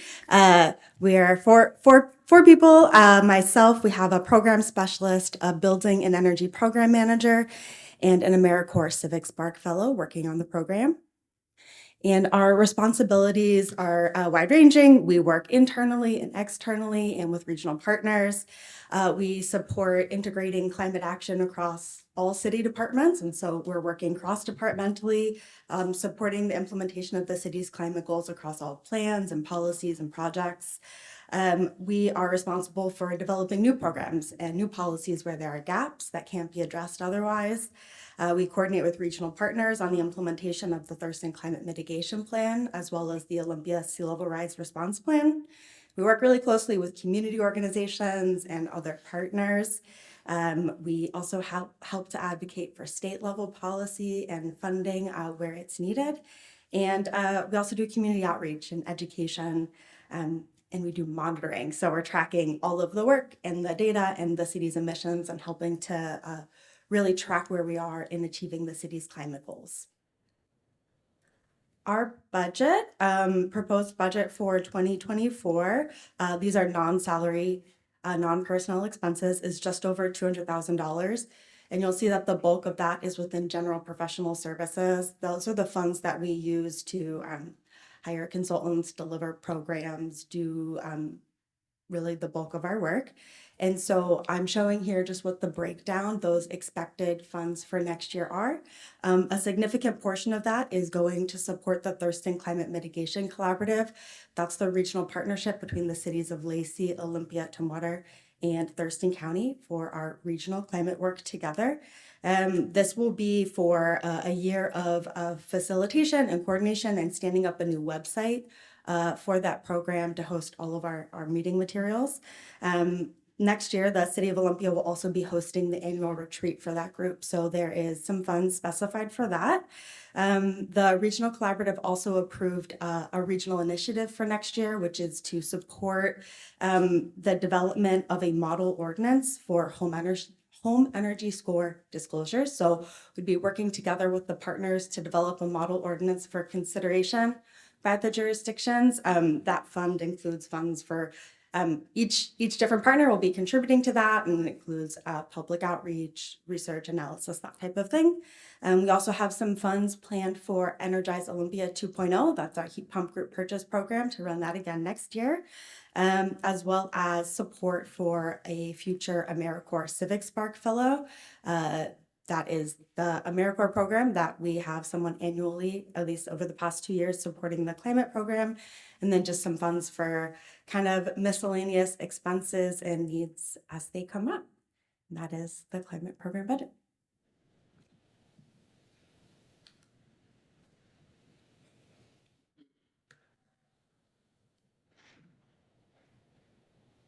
Good evening, council members. I'm Mary Grace Gaddu. I'm the Inspire Olympia Program Manager. And I think my first slide is our mission statement. Inspire Olympia provides a reliable source of public funding that sustains a healthy, visible, welcoming, and inclusive nonprofit cultural and science sector, making creative cultural experiences accessible for everyone in Olympia. Our revenue structure is dictated. It's pretty straightforward. 80% of those dedicated tax revenues that are collected will go directly to cultural organizations, and that's a minimum of 80%. They'll be distributed in 1- and 2-year contracts beginning in July 2024. 10% of the funds are reserved for cultural access in public schools. They'll go first to pay for transportation costs, and that's up to 10%. And then 10% is reserved for program administration. In our 2024 budget, we are projected to gather $3.1 million in revenues, and we will carry forward from 2023 our first round of unexpended funds of about 2.6 that will go into a total funding available in 2024 at $5.7 million. We'll use setting aside the 310 or the 10% for administration and 10% for cultural access programming in the schools.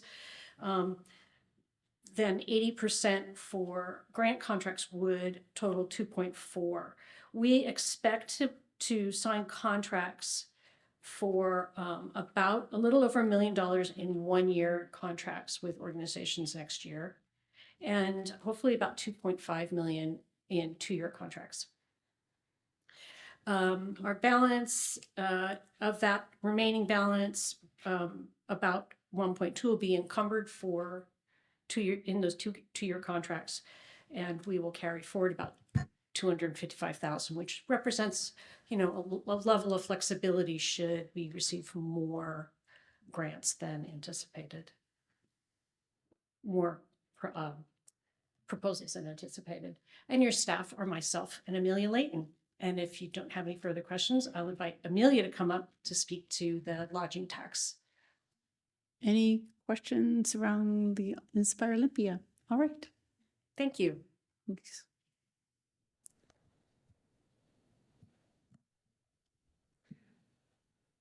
Thank you, Council and Mayor. For the record, I'm Amelia Layton, Program Specialist. I help manage the lodging tax program as well. So you all know this. The first 2% of the lodging tax is allocated to the Washington Center, and then the second 2% is a competitive application. We, in the past year, went through some just program assessment, looking at where any updates that need to be made. I was hired and jumped into that, working with Mike and the Social Justice Committee to look at gaps, problems, structural things with the program that needed to be changed. And as you know, we found some of those, and we updated some of them with this last funding round that has ended. So we really, with equity at the forefront of the whole program, it wasn't there previously. So we implemented updates to the application to include asking for mission, vision of the organizations who are asking for funding. We're asking accessibility questions to how people are being welcomed to the organization with a plan to expand that to equity questions and have that actually count in their scores for next year. And then we earmarked some money for new and emerging organizations with a focus on that, as it can be a kind of wonderfully stagnant funding opportunity. People receive funding for a lot of years. And then we updated the review rubric to sort of use best practices to eliminate personal bias within the application reviews. So for next year, that first 2% that goes to the Washington Center, we don't want to touch. We're going to do the same thing that we did before. So we want to distribute 90% to actuals each month and then reserve 10% to rebuild a fund balance and adjust mid-year as necessary. So same as last year. This year with our competitive review application, we saw the largest ask we've ever seen, which was exciting. And we saw 5 new programs in the thing. So as we're looking for new and emergent, we saw some five new. The estimated 2024 revenue is $520,000, and the estimated reserve amount starting January 1st is $758,145. The Lodging Tax Committee's recommendations for funding in total is $835,911. So we would need to use $313,911 from that reserve fund, leaving us with $442,000 and some change in reserve in order to fund these organizations. Any questions? Councilmember Payne, followed by Councilmember Parsley. Yes, thank you. Did we have a conversation about the reserves? I feel like recently, did we talk about the amount that? We had, as a full council, I'm not sure what we did discuss. If it's okay, Amelia, if I kind of explain. Absolutely. I'm chair of the Lodging Tax Advisory Committee. So I've been there for 3 or 4 years now. And we discussed as a committee that we did not want to spend all of our reserves down in 1 year because we felt that that was setting like this bar really high for all these organizations that are going to want to come back the next year and expect it to be there.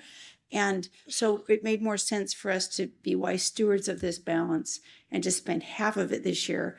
And then the second half could be going into next year or not.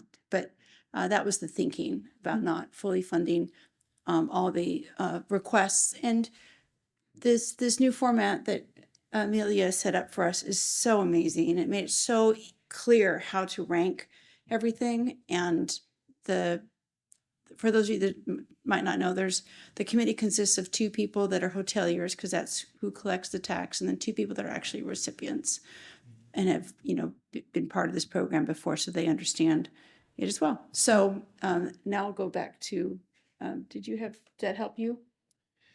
Yeah, I guess what exactly is there an amount that we're expected to keep in reserve? There's actually no amount.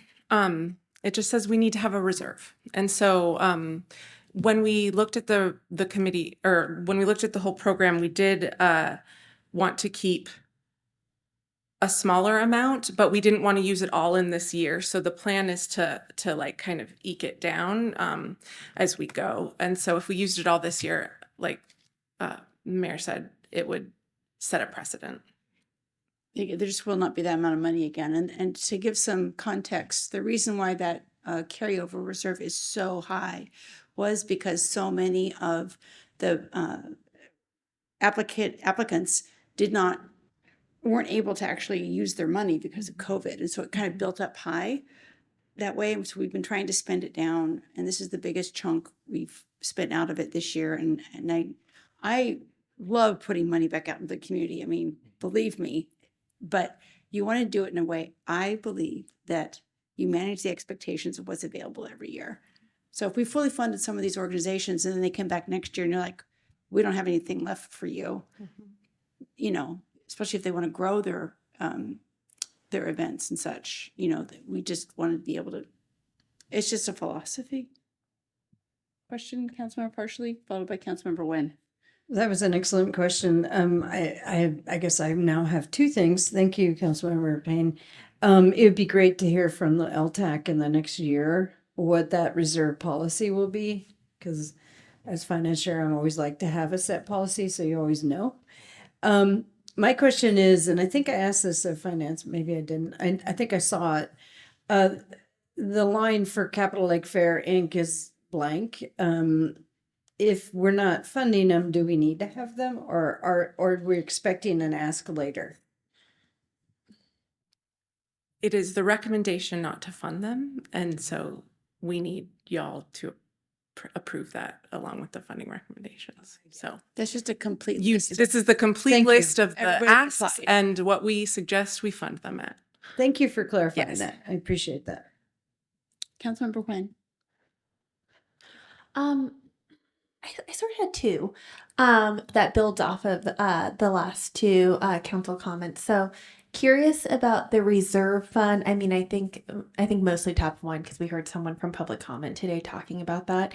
So, and I understand and want to respect the methodology and then just also setting precedents that is a thing. And also I really appreciate Mayor Selby, you're saying that this is in some ways kind of a superficial amount because of or an unusual amount because of the pandemic or because of COVID. And also, I always try to, and then I think we try to make that, incremental progresses and making sure when we have all of these things to juggle that we can move things forward in a thoughtful way. And also sometimes if we're in incredible times and we have more to fund or more that we can move forward, then I think that there could be exceptions for that. So with that, I do wonder, are we, while we don't want to deplete the reserve fund, have we given more money out than we usually, are we giving more money than we usually do? Could you kind of talk about that? Or if that's more of Amelia. Sorry, we gave $300,000 more than we normally do. That's it. Yeah. Yeah. Yeah. So that's a huge amount. And something that is really hard for Amelia to relay is the scoring. Yeah, and I could metric. talk a little to that if you? it's Yeah. useful. So the applications were reviewed using a set of, so they could each receive a possible 40 points with 10 bonus points, and 10 each section was worth 10 points. And so that we looked at scope of work and budget, marketing, the overnight stays, which is the main goal of this funding, and then the economic impact. And so these funding levels were roughly equivalent to the percentage of their score. And that's kind of how we started looking at it, was like, who got over 50? You're getting potentially full funding. And then that became how much is it if we're funding all of these at full funding? Oh, that's too much. Let's pull some things back. So it is kind of a nuanced look, and why we need that LTAC committee there to have a nice long meeting about it. You had more. Yeah, thank you. I appreciate that. So we have more to give this time around, and also we are giving more. Okay, so I think that's important. I don't want to go down too much into the weeds, but also looking at Capital Lake Fair. So I hear that the recommendation is not to fund them. For a little bit more context, I believe that's because of where our values are as a city, and how and our suggestions or recommendations for how the program should be ran. I also understand that we gave those recommendations and we decided not to fund. Was that earlier this year? Yeah. Yes, it was. It was earlier. It was this year. before my time. Oh. Thank you, Amelia. And so with that, we didn't say we wouldn't fund them again, but that we would really like to see some meaningful progress. So has there been any meaningful progress in that area? I was going to speak to that. Is this a good time for me to talk about that, or did you want to go ahead, Councilmember? Go ahead. Okay, so the reasoning behind us pulling their funding last year was an equity issue around one of their programs. It's their scholarship program. And, you know, we felt that, and it wasn't just our city, it was the other cities too, were very concerned about, you know, their policies around, you know, who can and can't be on a float, basically. And we had met with them, the city manager and I, with some of the directors of Lake Fair, and had a very long meeting. We didn't feel like we got any resolution to what we were asking of them regarding that program. And then when we received the application this year, there did not seem to be any movement in the direction that we had asked them. So I couldn't, with, you know, good confidence, bring this back to the council and say, let's fund them this year. And I wouldn't be able to explain why I would support it this year. Does that make sense? Yeah. We did try, and we are still open to working with Lake Fair. We want it to succeed, and that was very clear in the meeting. But I was not alone in that decision. I mean, I'm just one vote on that committee. And so we all felt at this time that we did not see the movement towards equity that we had asked. All right. Councilmember Madrone. Yeah, just a quick question in terms of like, you know, some not getting the full funding that they asked for. In the applications, did they identify a minimum that they needed to still be successful? They not exactly, but they did have the opportunity to say if you weren't funded at full, what would you change? How would you do different? What would your program look like? Okay, so the options to scale it back. So we're pretty confident that with these funding levels, like they'll be able to do something with the funding. Okay, Yeah. Just want to clarify. Thank you. And one of the other metrics that we look at is what percentage of their total budget are they asking us for? Yeah. And, you know, for an event to be sustainable and keep going forward, they need to be able to show that they're not solely relying on one income source. And so if you see some things that did not get funded at the level they asked, that was usually the criteria. That, and if they weren't, you know, multi-day, I mean, there's all the other ones, but really those events need to be able to prove that they have support in other areas, not just from Altec. That makes sense? Any other questions for Amelia? All right. Thank you. Thank you so much. And I have to just hold Amelia up because, like I said, you know, Mike took it this far and then Amelia's taken it a whole nother level. And so we are in really, really in such a great place going forward. So Thank you. thank you.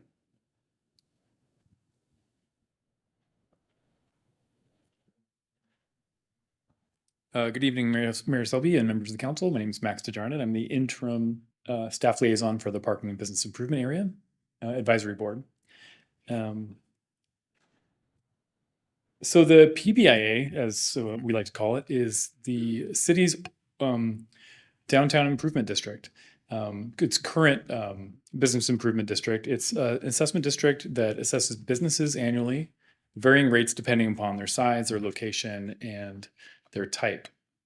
Since 2006, these businesses have been assessed to fund this special fund, which supports flower baskets we see downtown, holiday lighting, events marketing, and promotions, as well as mural installations and beloved former program, the Downtown Ambassadors. This fund typically collects about $100,000 a year, and staff works with the board to develop a budget, which is what's being presented here tonight. But this process is a little different than we've done in years previous because, as the council's aware, there is a current campaign that's been spearheaded by the Downtown Alliance to stand up an alternate downtown improvement district. So the difference here is that this district would be assessing property owners as opposed to business owners. The the boundaries are different. I'm sure you've had study sessions on this project, but the PBIA has voted in support of this, in support of this new district, even being aware that this would most likely mean the end of the PBIA. It's understood that a property owner assessment district would be, in a sense, a double dipping for business owners, as they would probably see those fees roll down in form of rent. So having dual assessment or improvement districts is really untenable. So the PBIA board voted enthusiastically, not unanimously, in favor of the support of the downtown improvement district.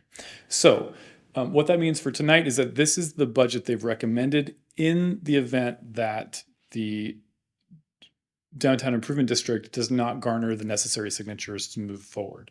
So staff has the recommendation in that case, in which case we can come back to council for a budget amendment to then move forward into 2024 with the usual assessing the business owners as we had done previously, collecting about $100,000 to then do the usual programming. One important thing to note here is that this budget was developed prior to the city announcing its plans to transition from the Downtown Ambassador Program to the Walking Crisis Response Unit. So that's why the ambassadors is reflected on this budget. And of course, if the DID does not make it, then that would be another amendment here to do as well. So if the did doesn't? The DID does not. If it did do not. If the DID didn't. The Downtown Improvement District, yes. So Thank you. they did. So any questions for Max? I just wanted to make you smile. Parking is not always the smiley face, right? Thank you for that. Okay, I think we're good. Thank you. Thanks so much. So much. And next is Darian to talk about housing and homeless response.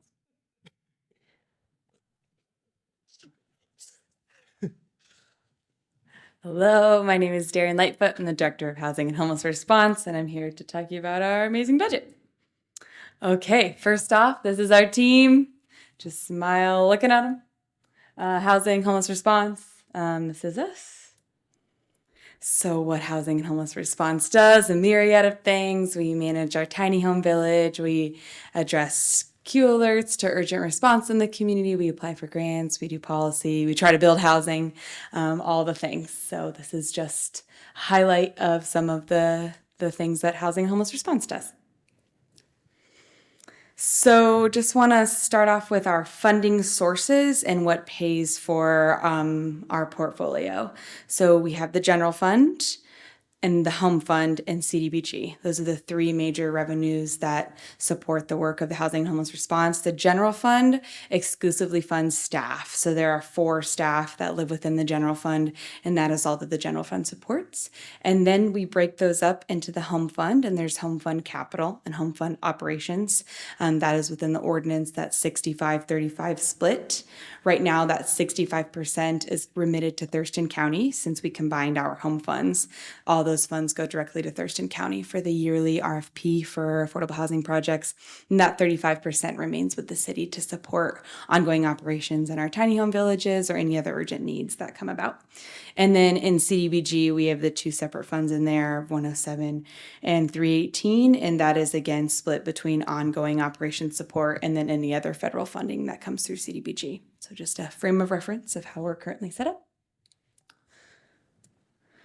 So home fund expenditures, a bulk of this is in general professional services, and I'll zoom in on that in a second. Salaries within the home fund, within our expenditures, currently under the right-of-way work, Commerce is paying for our outreach support. And so any of the salaries that were coming out of the home fund is now being funded through Commerce in regards to outreach. Many of the dumping fees or other urgent need is also being paid by Commerce right now under the right-of-way work. So it's hard to really capture that line item within our budget because that's being paid for by Commerce. But as we close our encampments and have more of a managed and process on how we address urgent need. We're seeing those expenditures go down, and our large cleans and our established encampments aren't being needed as much because folks are being transitioned to housing. And previously, the city did pay for Plum Street Village, but now that's being transferred to the Commerce contract. And so you'll see in here under our expenditures 2 large increases with the operations of Franz Anderson Tiny Home Village and Plum Street. But then we'll look under our expenditures and see what is coming out of the home fund and what is coming out of other grants. So in our home fund operating dollars, there's the 1.1 million in that state, and that is primarily goes to Quinn Street. And then we see our WashDOT contract and our Commerce contract, and then a piece for utility tax. So this all makes up about $5 million. And then when we go to the general professional services, which is about $4 million, that's when we're able to see out of our tiny home villages where a primary of those funds go towards. So Quinn Street, Plum Street, and Franz Anderson. Out of those, just Quinn Street Village is currently what the city pays for, and a portion of that was currently in our right-of-way application, so the state would help us pay for some of that too. Then we have Hope Village, Union Gospel, any continued support for honey buckets and sanitation throughout encampments, New Hope, and Rosie's Place. So as we entered into this long-term contract and agreement with Thurston County that our home fund would be folded into the larger home fund process, we retained that 35%, and that was to address our general professional services.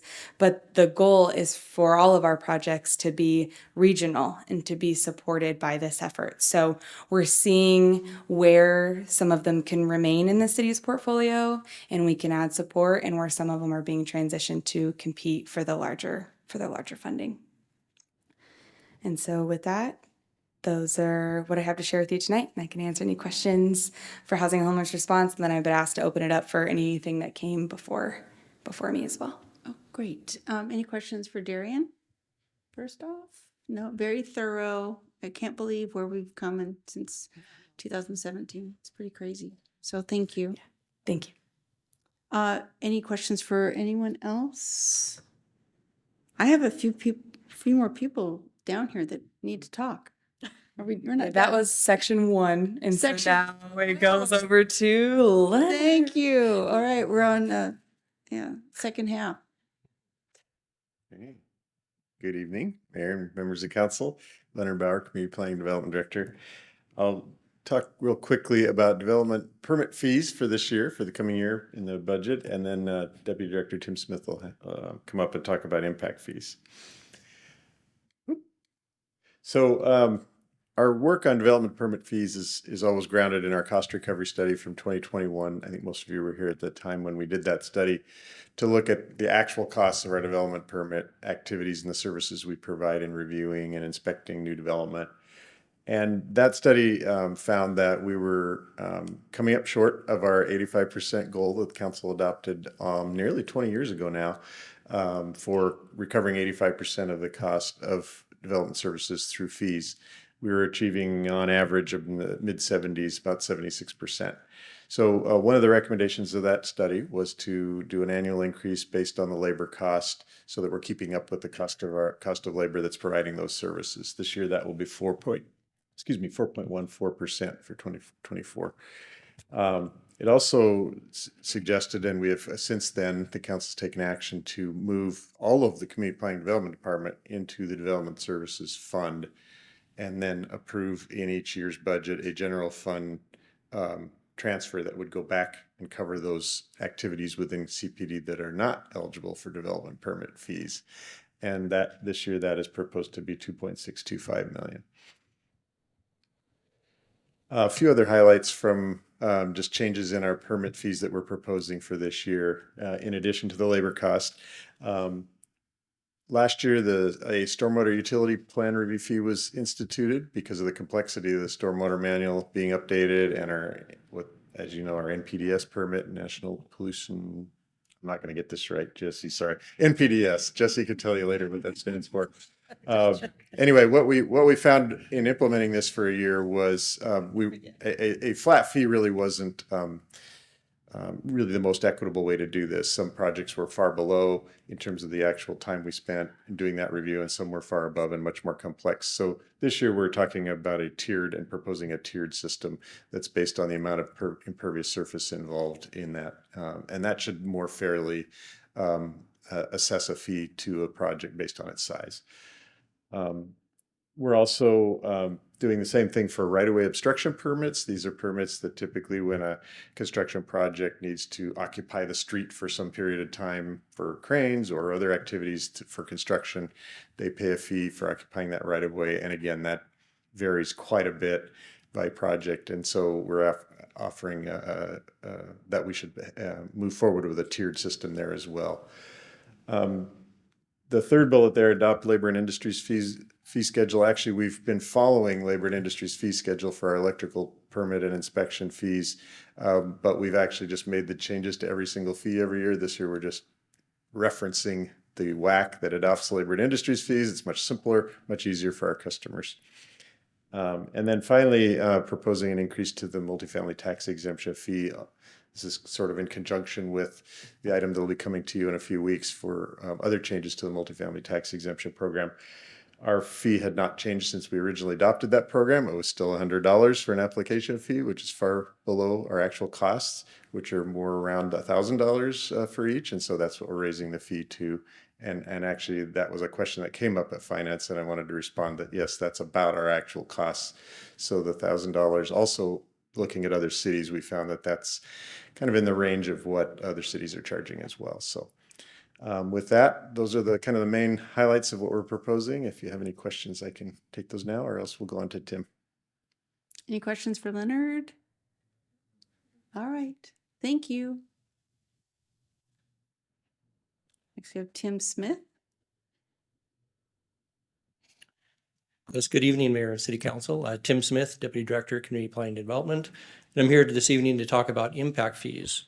Impact fees are authorized by state law to collect to ensure the adequate facilities are available to serve new development. And so the city began collecting impact fees back in the 1990s. Currently, we collect impact fees for transportation facilities, parks facilities, as well as both the Olympia and the North Thurston Public Schools districts.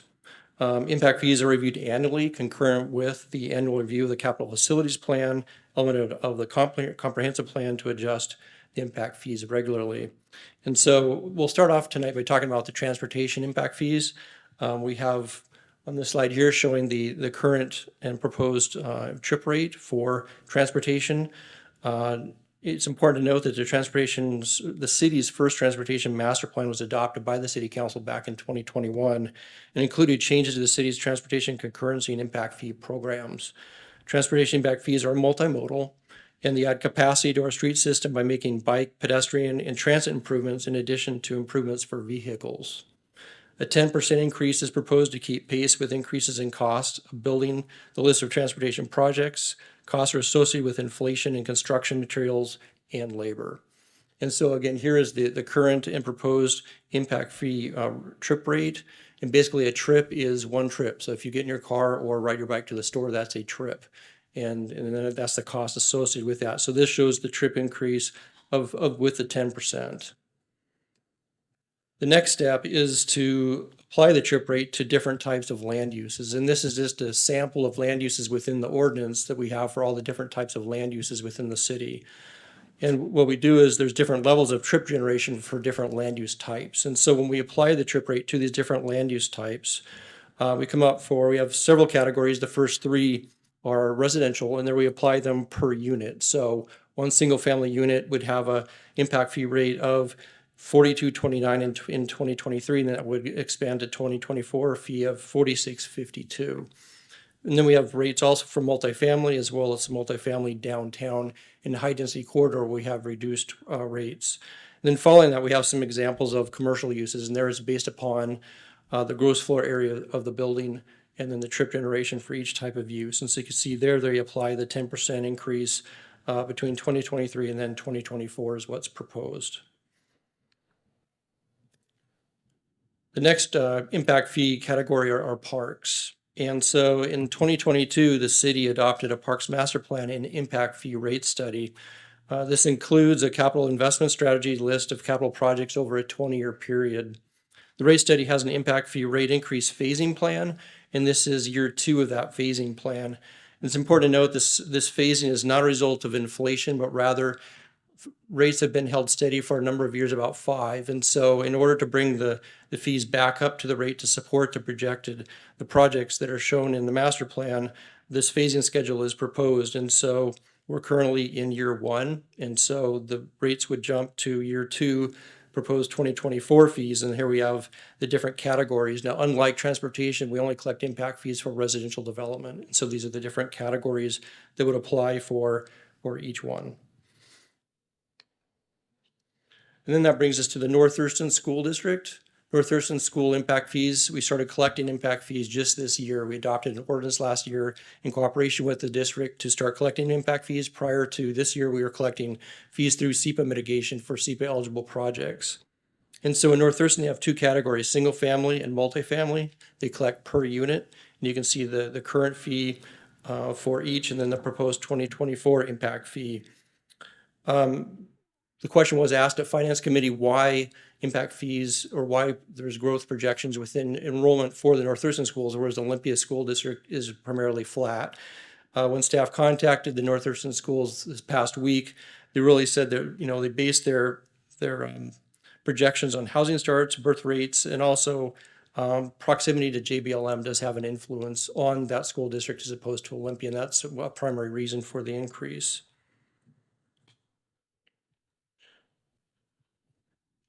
And then lastly, that brings us to the Olympia School District. They have 3 different categories. They have single family, multifamily townhouses, and then also a downtown rate, which is a reduced rate. And their fees are projected to go up slightly between 2023 and 2024. Kate Davis, the Executive Director of Finance and Capital Planning, did attend the Finance Committee. She wasn't not able to be here this evening, but their fee increase when asked at the Finance Committee was primarily because of Avanti High School and the projected capacity improvements they're doing to that school. And so that's what this fee structure is really geared towards supporting. And with that, that concludes my presentation unless you have any questions. Thanks, Tim. Councilmember Parsley has a question. It goes back to the park impact fees. I remember why we increased them incrementally, but with the inflation rate going, when we get to year 3 at 2025, are we still going to be behind? In other words, are we adjusting these rates to inflation and as we've done the others?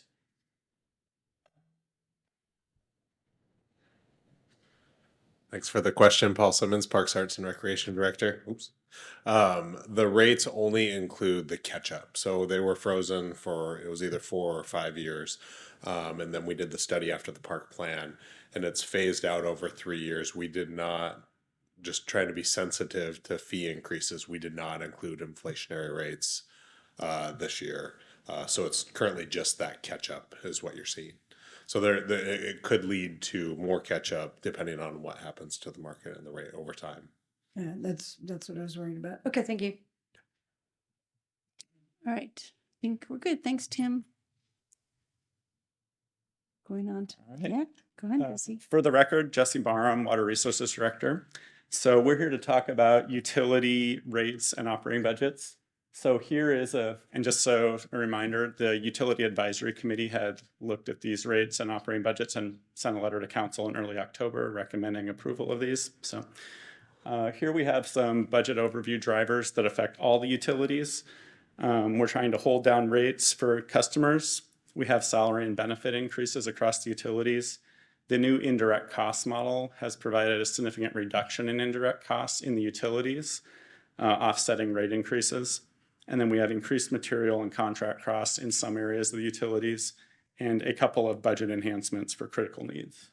So I'm going to hand it over to Gary Franks. Hello. Well, good evening.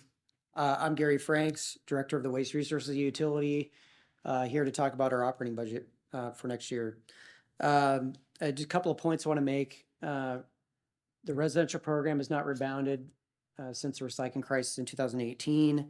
We have taken, since 2018, we've taken a fund balance approach versus a program balance approach. As a fund, the fund remains whole, but as a program, it's been out of balance. And that's really a couple of issues. One is we have expense contracts for what we call transloading. So we take our residential recycling up to Hogan Bay.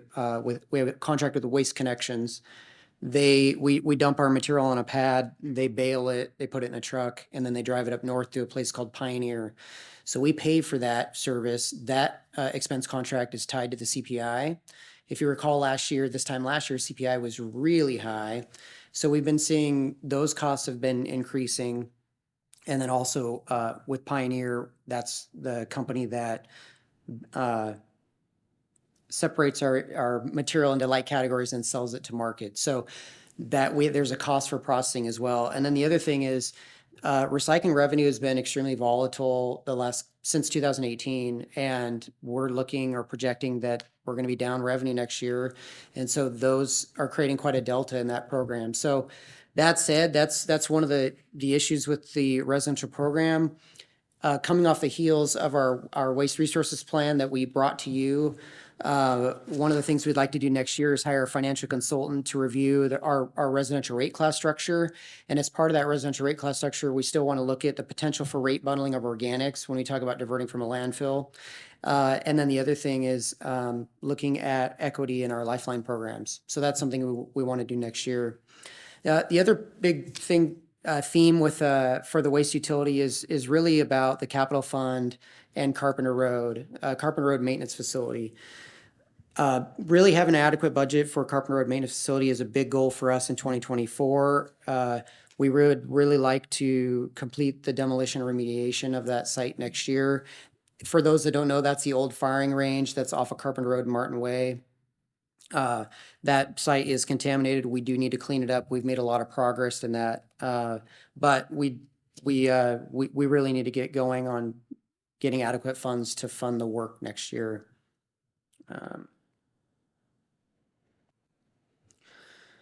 In terms of our expenditures and revenue, expenditures are down 1% for a total of $15.2 million. Revenue remains flat.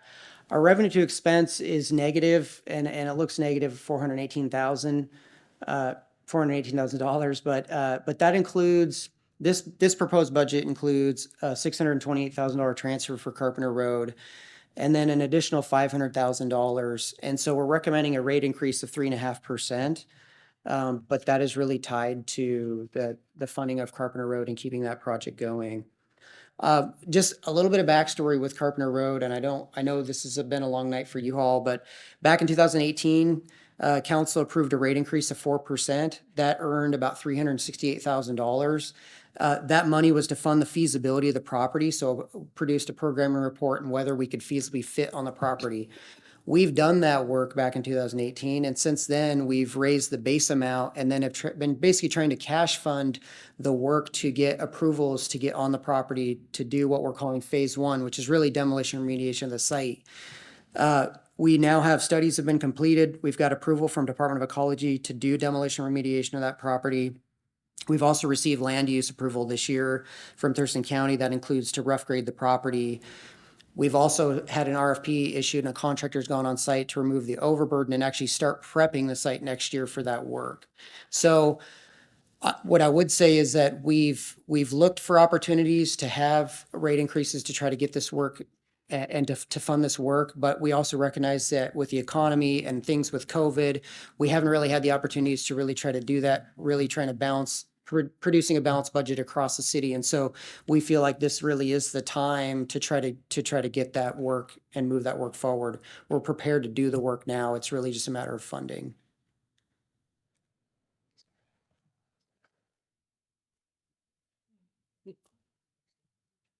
Good evening again, Mike Vesey, Drinking Water Utility Director.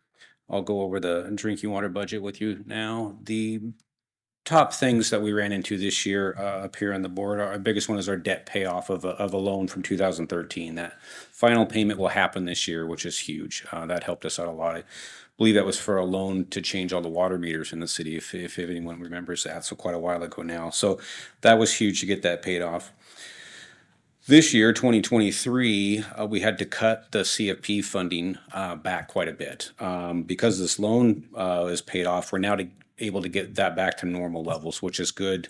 Goes back to our water system plan. We can now follow that, get us back on track with that. So that's something we're real excited about.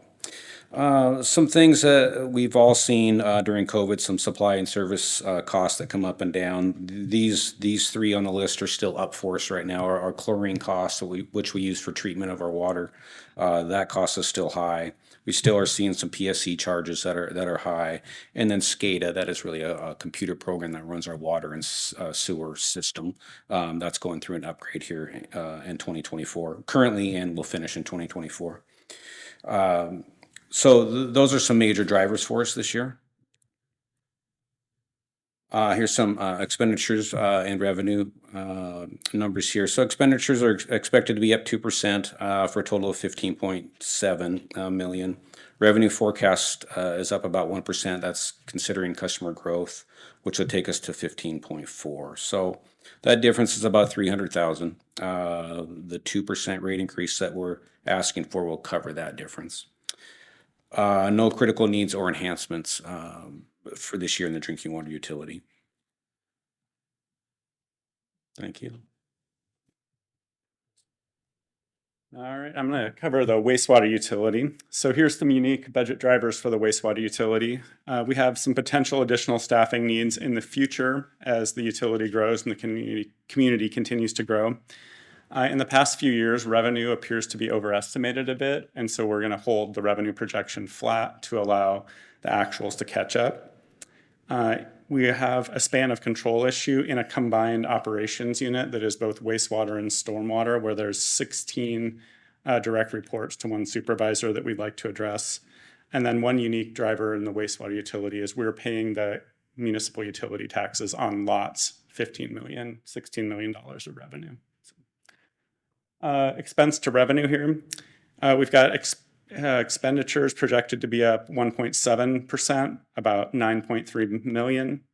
Revenue, like I mentioned, is projected to be flat, allowing actuals to catch up to the projections, just over 9 million. We've got lot revenue and transfers to lot up to almost 16 million, and then the utilities covering that municipal utility tax. And we need a rate increase to cover that $240,000 difference. And we have one critical need request for a half-time operations supervisor in order to separate that operations unit that has 16 full-time staff in it. The cost of this is just under $100,000, and we're recommending a rate increase of around just 4% in the wastewater utility. For the storm and surface water utility, a few unique budget drivers here. We have some revenue coming in from other parts of the city to support our work in vegetation and street sweeping, as well as noxious weed control and a few other vegetation-related items. We have municipal stormwater permit compliance needs that are increasing every year, and next year begins the first year of a 5-year permit cycle with a new permit coming online next year. We have that span of control issue in operations that we would like to address. And we have some increasing sediment disposal costs. Sediment is really the largest way to remove pollutants from the system. So we're collecting sediment through street sweeping and taking it out of the system, and the disposal costs for that have gone up over the years. And then we're proposing a new commercial rate category for industrial stormwater permittees that have advanced treatment systems. Expense and revenue differences here. We have expenditures are up around 2.5% almost at 7.5 million. We're projecting customer growth at 1% for a revenue of just over 7.3. We've got a $225 difference there. We have 2 critical need requests in the stormwater utility. We would like to add an additional program specialist in the environmental services program to support the National Pollutant Discharge Elimination System permit requirements that are constantly increasing. And we've been really a bit understaffed in meeting those current program requirements. And then the other half of that operations supervisor. So for all that existing expense to revenue difference in these 2 critical needs, we'd like to propose a 6.5% increase in the stormwater utility rate. Here's the summary for all of the utilities, including lot. You can see the percentages that we just talked about on the right. The total increase of the entire typical municipal or typical residential bill would be just under 3.5%, about $10 every 2 months. And that's got the Seattle CPI from August to August, a 12-month was about 5.4.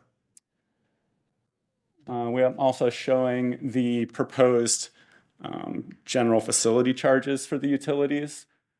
These are not rates, these are fees paid by developers at the time of development to support an equitable share of the existing system of the utility and new growth that's related to those new developments. You can see the dollar figures there. You can see from 2019 through 22, we really tried to hold these pretty flat, and we didn't increase them through the pandemic much at all and the years before.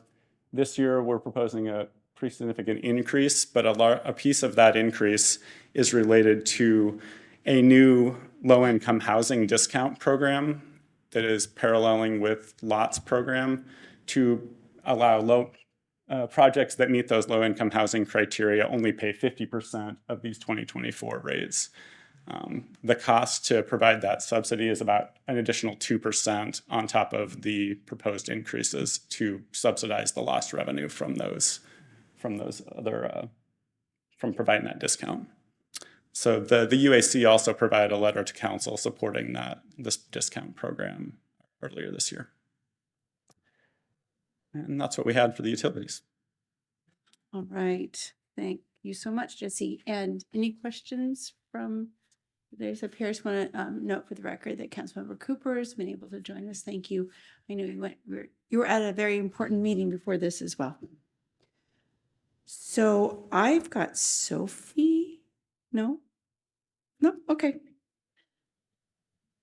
Got City Manager Jay Burney.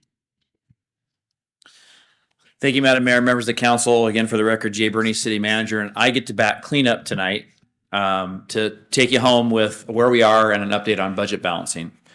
This update is based on discussions I had with the Finance Committee on October 18th. We've also had some new revenue projections in parks that I will cover, along with some proposed additions that will be new since the last time I provided an update to the council. In terms of our agenda, I'm going to talk a bit about, as I just mentioned, some updates on some new expanded funding, which is really in the parks program. I'm going to update you on our current pathway to balancing. I'll give you an overview of all the reductions that are proposed in this budget. So if you remember last time I talked about a placeholder for some reductions, I actually have those to share with you tonight. I shared the first half of those with the Finance Committee on the 18th, and I've got some additional reductions that will be new to them tonight as well. And then I also want to talk to you tonight, have a discussion on a pathway around the Thurston Conservation District proposal. And then we've got some other pending responses of questions that have been asked. I'll do a check-in on meetings from here on out in terms of our operating budget. So let's start here with the new items that are proposed and expanded. So as I mentioned, Parks has had an opportunity to do a thorough review of their revenues and expenditures, and they identified about $330,000 in additional revenue. They recommend that $44,000 of that go into the CFP to address the inflationary increases that was requested by your Parks and Rec Advisory Commission letter. So that comes off the top. That's a part of their recommendation. It doesn't affect your operating budget, so you don't see it here. But I just want to note that they're proposing that for the CFP in response to Prax's letter. That leaves about $286,000, and there are some urgent needs within that fund that I'm proposing here tonight. The first, and all of these you can see under the community livability. That's why that one got bigger between last time I saw it and I was here. The first is a cultural events employee and support. This council is aware our cultural events have taken off under Olivia's leadership, and they've become really robust and really meaningful. In fact, so robust and meaningful that a lot of other cultural organizations are approaching us to do similar work, and it's just been really great to see. But we need another full-time employee to help support that work. The level of effort needed to sustain these events and continue to grow them is just not feasible for one person. And we definitely need another FTE and some additional funding to cover support costs for them. Also reflected here, our rec program fees, our contracted instructor fees are going up, as well as our credit card fees, and we need to cover that. And in parks maintenance, there's an increase here that's really due to utility rates and park expansions, such as spray grounds and other expansions to our park system. It's just putting a strain on our parks maintenance budget. Everything you see here is funded via the parks 11%, which is general fund, and OMPD revenues, but they don't affect the rest of the general fund program. So as I'm proposing to add these here tonight, they don't take away from other things that you're doing. They're based on new revenues that were available in parks. Sorry if I didn't catch it, but the slide you have up there does not have broken out just the parks piece. Oh, I'm sorry. Yeah. So I should have said that. I'm not covering everything else up there is the same thing I've showed you before. The only thing new to this slide is in the middle box, the parks additions. Everything else under public safety, environmental stewardship is the same as I presented to you the last time. There's nothing new in those boxes. Okay, but the youth council, the DID, all that's not parks related. It's not parks related. They're they're in the same focus area category as parks, community livability. Thank you. Thank you. I should have mentioned that up front. So yeah, so everything that's here, I'm just covering new. So everything in the other boxes I've covered in previous presentations.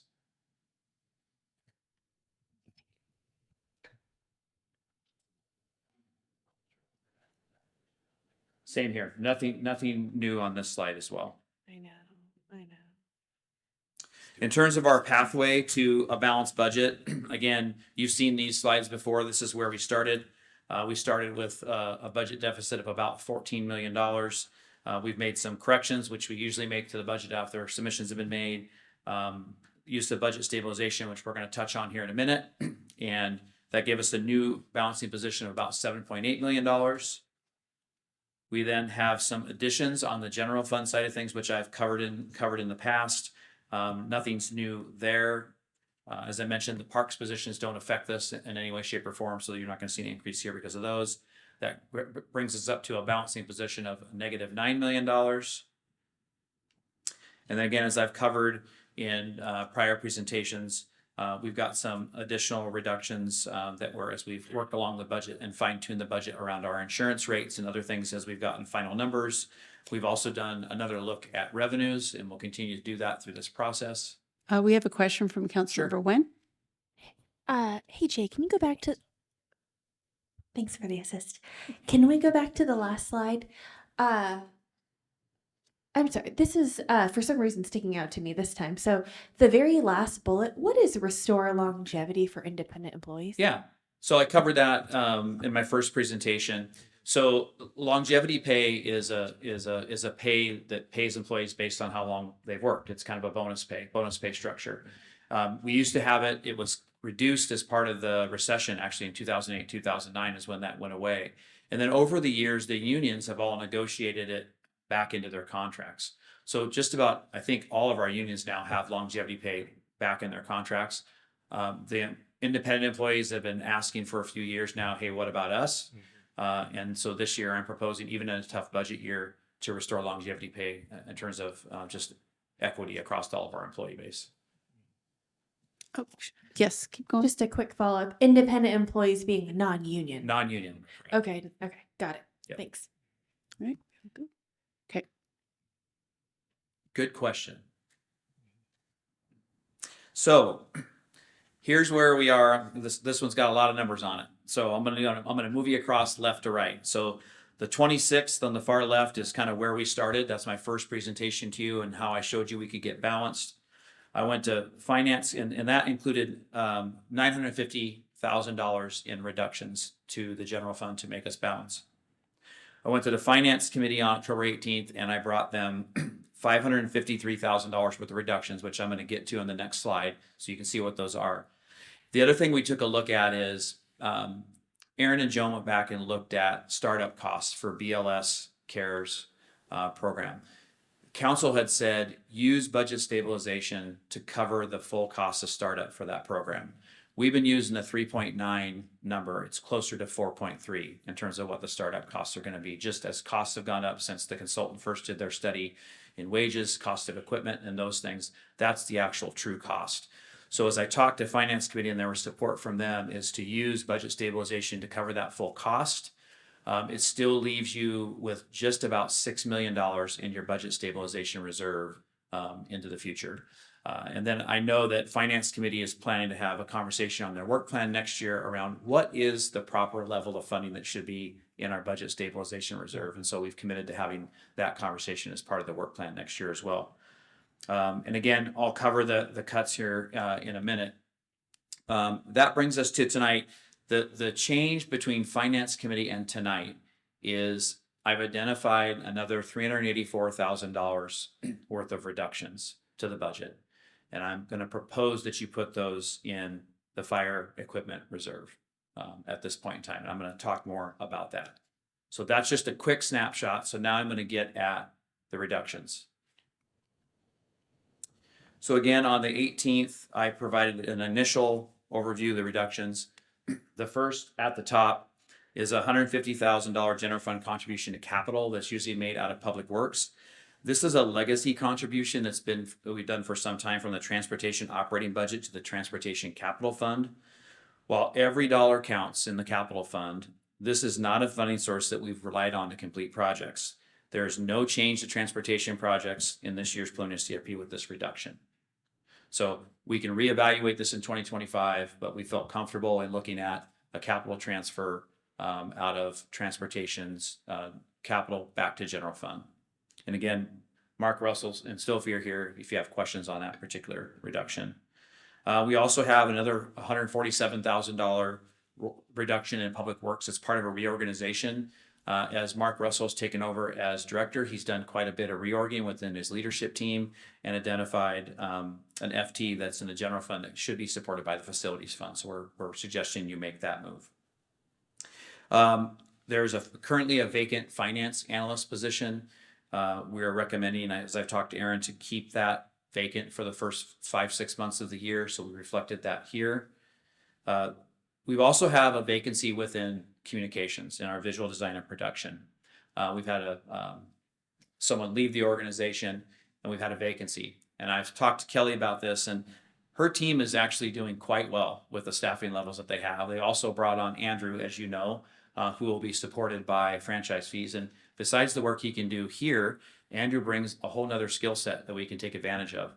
So in talking with Kelly, my recommendation is that you leave that position vacant for 2024 and we reevaluate as we move into 2025. But as I said, I think Kelly's team is doing an amazing job with the team that they have. And so this is my recommendation to you here tonight. Again, 1 year. The other one that came up in Finance Committee was a reduction of council goal money. This came up, I think, as a council question the last time I was here as well, is to reduce council goal money by $50,000 a year. So from $100,000 a year to $50,000 a year. And then that was based a bit on, we shared kind of the history of the use of council goal money. I won't make you do the math outside of a couple outlier years. On average, it's about $50,000 a year that you've used out of your council goal money on a year-over-year basis. And again, that's where they came up with that. There was also, and I got some work to do before I come back to you again, because there was also a request within there to look at council's travel budgets. Again, I'm going to look at that separate from this discussion, but again, that's what I've got there. So I'm going to stop there before I get into the next batch. I want to see if there's questions on the first batch. Councilmember Wen, followed by Councilmember Drone. I have an opinion. And a little bit of clarity. I do not support reducing council goal money. So that's how I'm coming into this. I understand from our last check-in, Jay, that the Finance Committee had met last, and it's more complex, and I'm sure you're probably just getting to that, but then a reduction going forward of council goal money, reducing it to half. There is some thought about we had discussed the rest of council goal money for this year and then half of it for next year and then going forward in 2025 with a recommendation. I'm not sure if it's a full recommendation from finance or they're still talking about it. But then to go forward 2025 and beyond to be 50,000 each year. I don't support, I support supporting you and trying to create, make everything work in the budget that we can. And so having those excess funds this year, and let's be honest, when we don't use council goal money, it counts as not year-end funds, but something Fund over balance over policy. Over policy. Yes. Your Thank funds. you. Thank you. I know. We have some gold stars in the room. And so it all goes back anyway. And there was the last council meeting or so, there was some initial desire or some want for, hey, let's talk about what's the process of accessing council goal money. And I think that part of that not being sort of fleshed out and not having a process has, maybe hindered how much is used. And as well, I like that flexibility of having that 100,000. It's not just for me, I think I've only tapped into it one time. And it is another, we'd heard from Councilmember Payne last time around, like it's another tool in our toolbox as council. And so I love that the Finance Committee and others are looking at ways to support you and supporting our requests of the budget. And also, I want to keep that tool at our disposal. So talking about one-time things and giving some money to support that makes sense to me. Long-term, reducing it doesn't make sense to me. We can always, let's work out the process first and then talk about reduction. I feel like also this is happening very quickly. There's made mention at one council meeting not that long ago that we should think about just disbanding council goal money. And then it turned into, well, let's talk about how we can reduce it. And now we're here. And I think it's only been like 7 days. Like, that's really quick. Anyways, happy to talk more about it. We do get a lot of different needs and wants from our community, as we always hear. We heard that just tonight.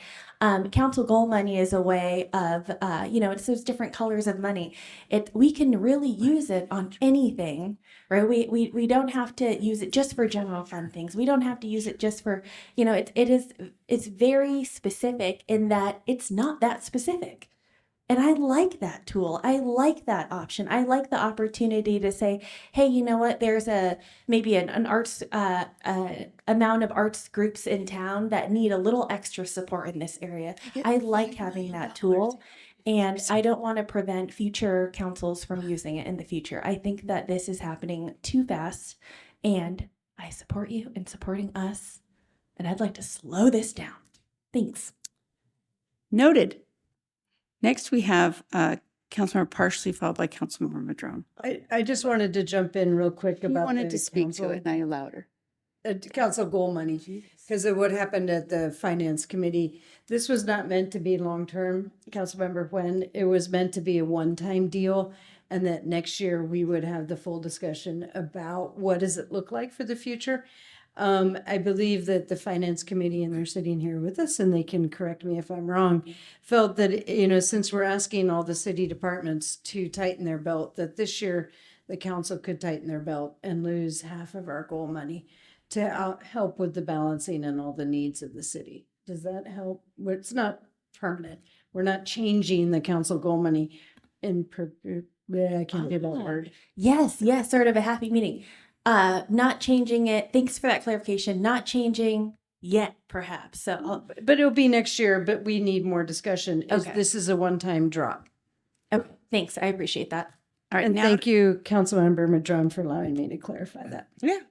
Councilmember Drone, followed by Councilmember Payne. Yeah. So, first of all, are we all in agreement that we want to call it year-end funds? No. So noted. Thank you. All in favor? Sorry, Aaron. Just memorize the other. It's just so much more clear. In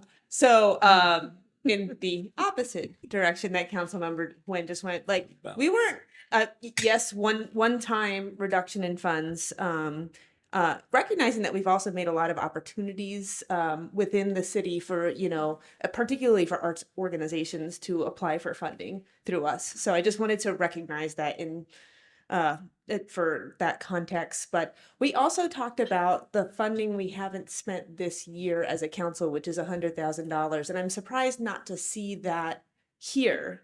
So could you speak to that? Yeah, so the funding that you have for this year, whatever you don't spend ends up in your fund balance at year end. So it's hard to take money that's in this year's budget and then project it forward into the next year's budget. So that $100,000, although we appreciate the finance committee offering that up, it's just hard to realize it in the next year's budget. It'll end up at your year end. And I think at year end, we're going to have some discussion, for example, of some other things that we couldn't support or couldn't fund, like the move to L&I. And it could benefit us there as part of a year end discussion and move into L&I mid-year. Okay. That makes sense. I just wanted to make sure that I remembered, right? And Yep, you did. Thank you. and that we're all tracking. Also, those who have strong feelings about council goal money might want to serve on finance committee next year. All right, Councilmember Payne. Yes, I would just like to know what is the impact to the reduction in the police auditor's budget? Yeah, thank you. And I got ahead of myself and I left off a few of the things that were on the list. I was trying to go top to bottom and I jumped around on you a little bit. So let me go back up and cover a few the hours late. One is on the reduction of the auditor budget. It's not changing our scope of work. We have had for the last few years since we started the police auditor program a placeholder for what we thought it would cost us to operate a police auditor program. And what we're spending is actually less than what we have been budgeting. So it's no reflection in change of service to the police auditor. It's just right sizing the budget to what we're actually spending on police auditor services versus what we've been budgeting for the last couple of years. Which is the $200,000, right? So you're I'm looking at Debbie. taking that from. Yeah, you currently appropriate $200,000 a year for the police auditor, and I went back over the last since they've been on contract, and we don't spend close to that amount of money. Okay, thanks. Thank you. The other is the elimination of the cadet program. So Chief Allen has started kind of a community safety officer position, so it's another entry point into the police department for those that are seeking the career in law enforcement. And so we're reckoning an elimination there. We got some other cuts to various programs, some professional services budget within economic development. Can you speak to that? Yeah. What does that mean? I would like to speak to the cadet program The cadet program. and also the reduction to economic development. I'll let Chief come talk to you about the cadet program.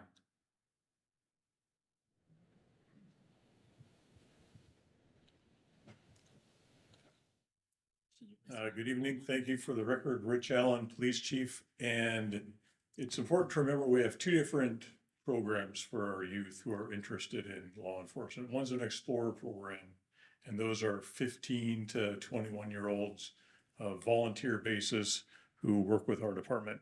Then we had the cadet program. It was only one position, and it was really geared towards a college student who was interested in law enforcement. And it was a part-time position. They would help us with some traffic control sometimes at traffic accidents. They would help us with special events, do a little office work. That was really the position. When we went away from the jail, we are still in the process of building our community service officer program to assist with prisoner transports from the field out to the Nisqually jail. Two of those are going to be armed positions, working during the daytime, helping the courts with their services, and two of them will be unarmed positions. So the entry age for that will be 18 years old. So we're basically accomplishing the same thing, but I don't think we're going to be losing any services. Thanks for that explanation. Yep. So much.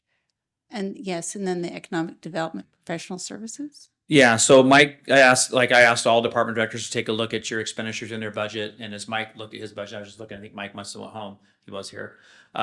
He looked at his professional services budget and thought he could take a small reduction there. A lot of his savings is he had the former Amy Buckler position, which he is kind of rethinking what he wants to do with that position and how he might use it, and did some kind of reorganization of the position and found some salary savings, which is a bulk of this. So he's still planning to hire that position, but at a lower level based on the work that he needs done within economic development. So again, it won't affect any of our current programs or services at economic development. Great. Thank you so much. Any other questions right now on this? Oh, Councilmember I got Cooper. two more quick ones Okay. on my list. You want to take a question there first? I think I'm going back to goal money, so let him finish and then I'll do that. So you'll see in both in the top half in the first 500,000 and the bottom half on the October 30 council adjustments, about 200,000, 100,000 in each spot. So as council knows, we've received quite a bit of money from right-of-way grants from the state of Washington, and a lot of those bring operating money with them.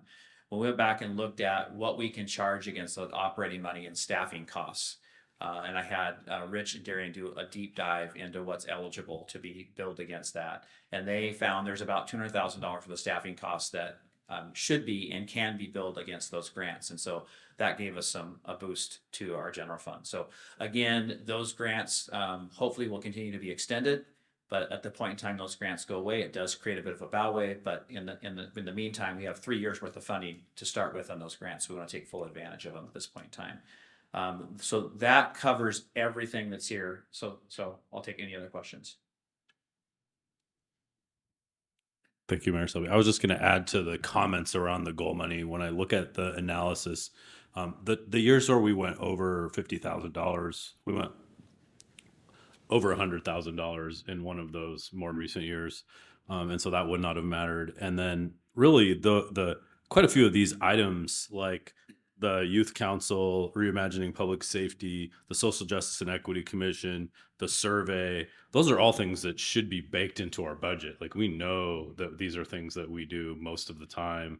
And when we have new things, like for instance, a study for the feasibility for a youth council, if we're in the middle of the year and it's not good timing, we can always ask the city manager and the staff to look for other opportunities for funding something other than what is probably our smallest line item of council goal money. So I feel like a one-time 50 with the clarification that it's one time and the finance committee is going to talk about and make a recommendation feels good to me. Okay. You had touched on the idea I had brought forward about a travel stipend for the council members. Is that going to come up later? Yeah, not tonight. I've got some more work to do there before I bring you final budget. And when I go back to finance committee, I'll be thinking about that and how we talk about that. Okay. Thank you. So the one uneasiness that the finance committee shared with me when I was there was around not getting to some of the reserves and leaving them unfunded. So that's where this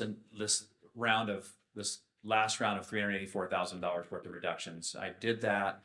And my recommendation for you is to take those savings and put them into the fire apparatus reserve moving forward. In January, we're going to need to put an order in for two new pieces of apparatus at the cost of $3.6 million. We've got 3 years to find the funding for that because there's a 3-year lag time. But we definitely desperately need to get the order in to secure our place in line. So if we put $384,000 a year away for the next 3 years, that gets us about $1 million. We're going to need to talk at year end and in future budgets how we make up the delta. So we've got some work to do with the finance committee and the council in the coming years.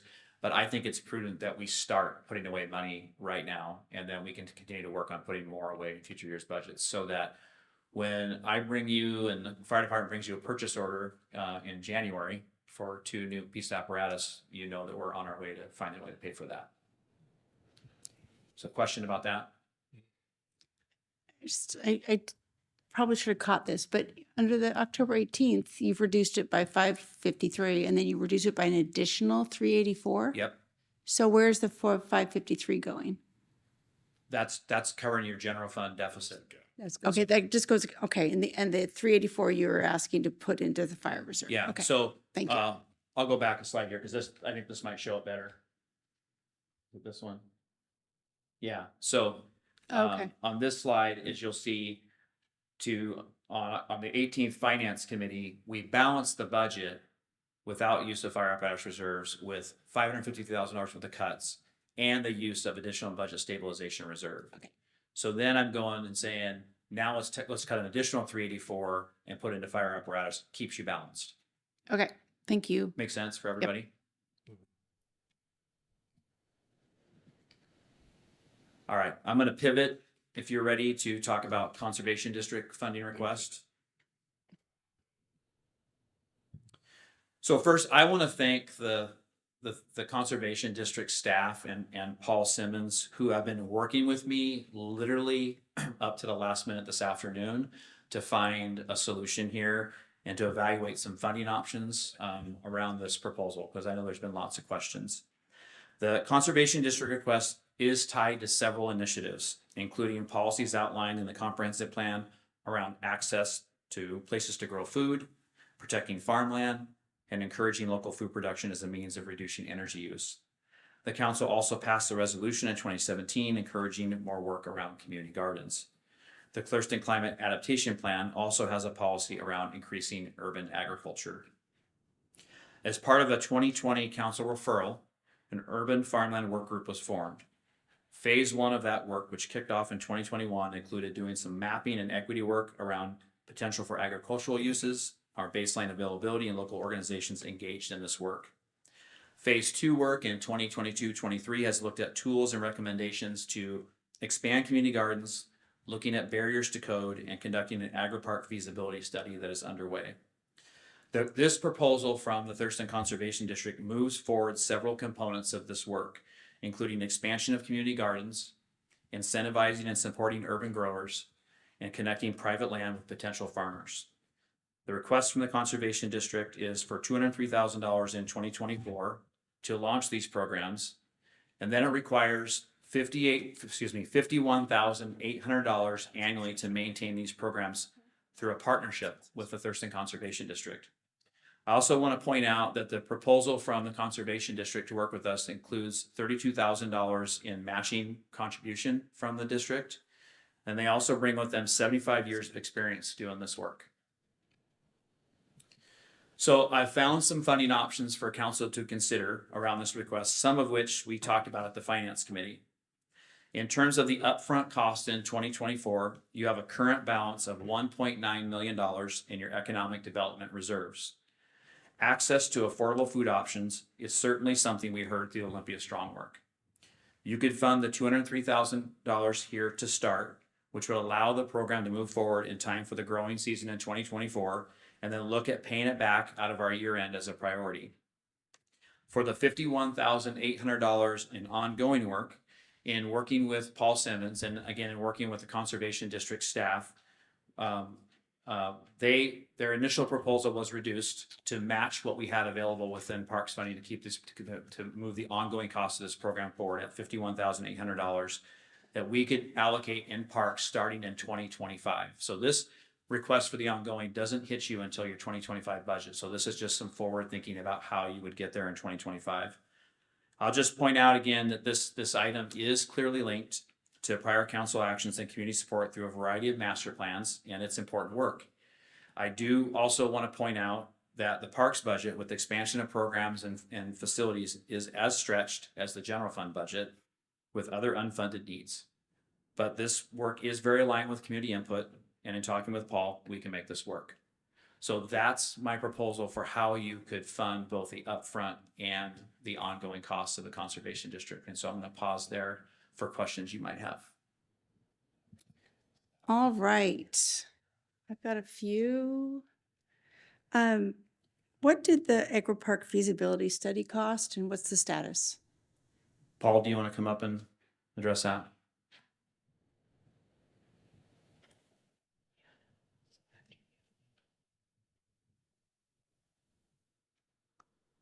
Paul Simmons, Parks, Arts, and Recreation Director, and I'm not 100% sure, but I believe it's around $100,000.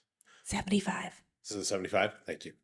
Thank you. And it's well, and it may have been budgeted a little bit higher than that because sometimes we also pay for our staff time out of those planning budgets. And the status is that it should be ready to come for council briefing early next year, January, February timeframe. Great. Sure. Councilmember Cooper, followed by Councilmember Huynh. I just have a follow-up for Paul. How does the cost per, I don't know if this is apples to apples, but the details of the proposal, but cost per garden compared to what the city's doing? That's a hard question, and I'm not prepared to answer it. I will say our two gardens that we have right now, one of the things we struggle with is we have a recreation staff that oversees the program and historically has used volunteer work to try and maintain the beds.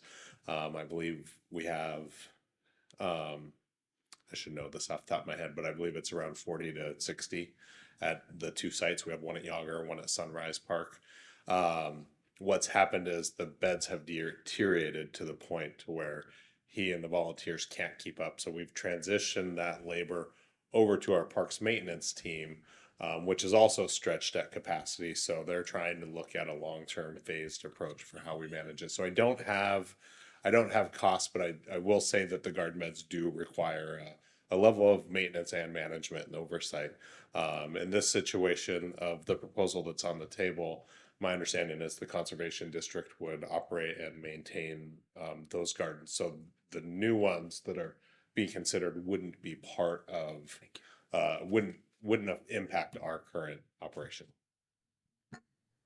Okay, I've got Councilmember Chen followed by.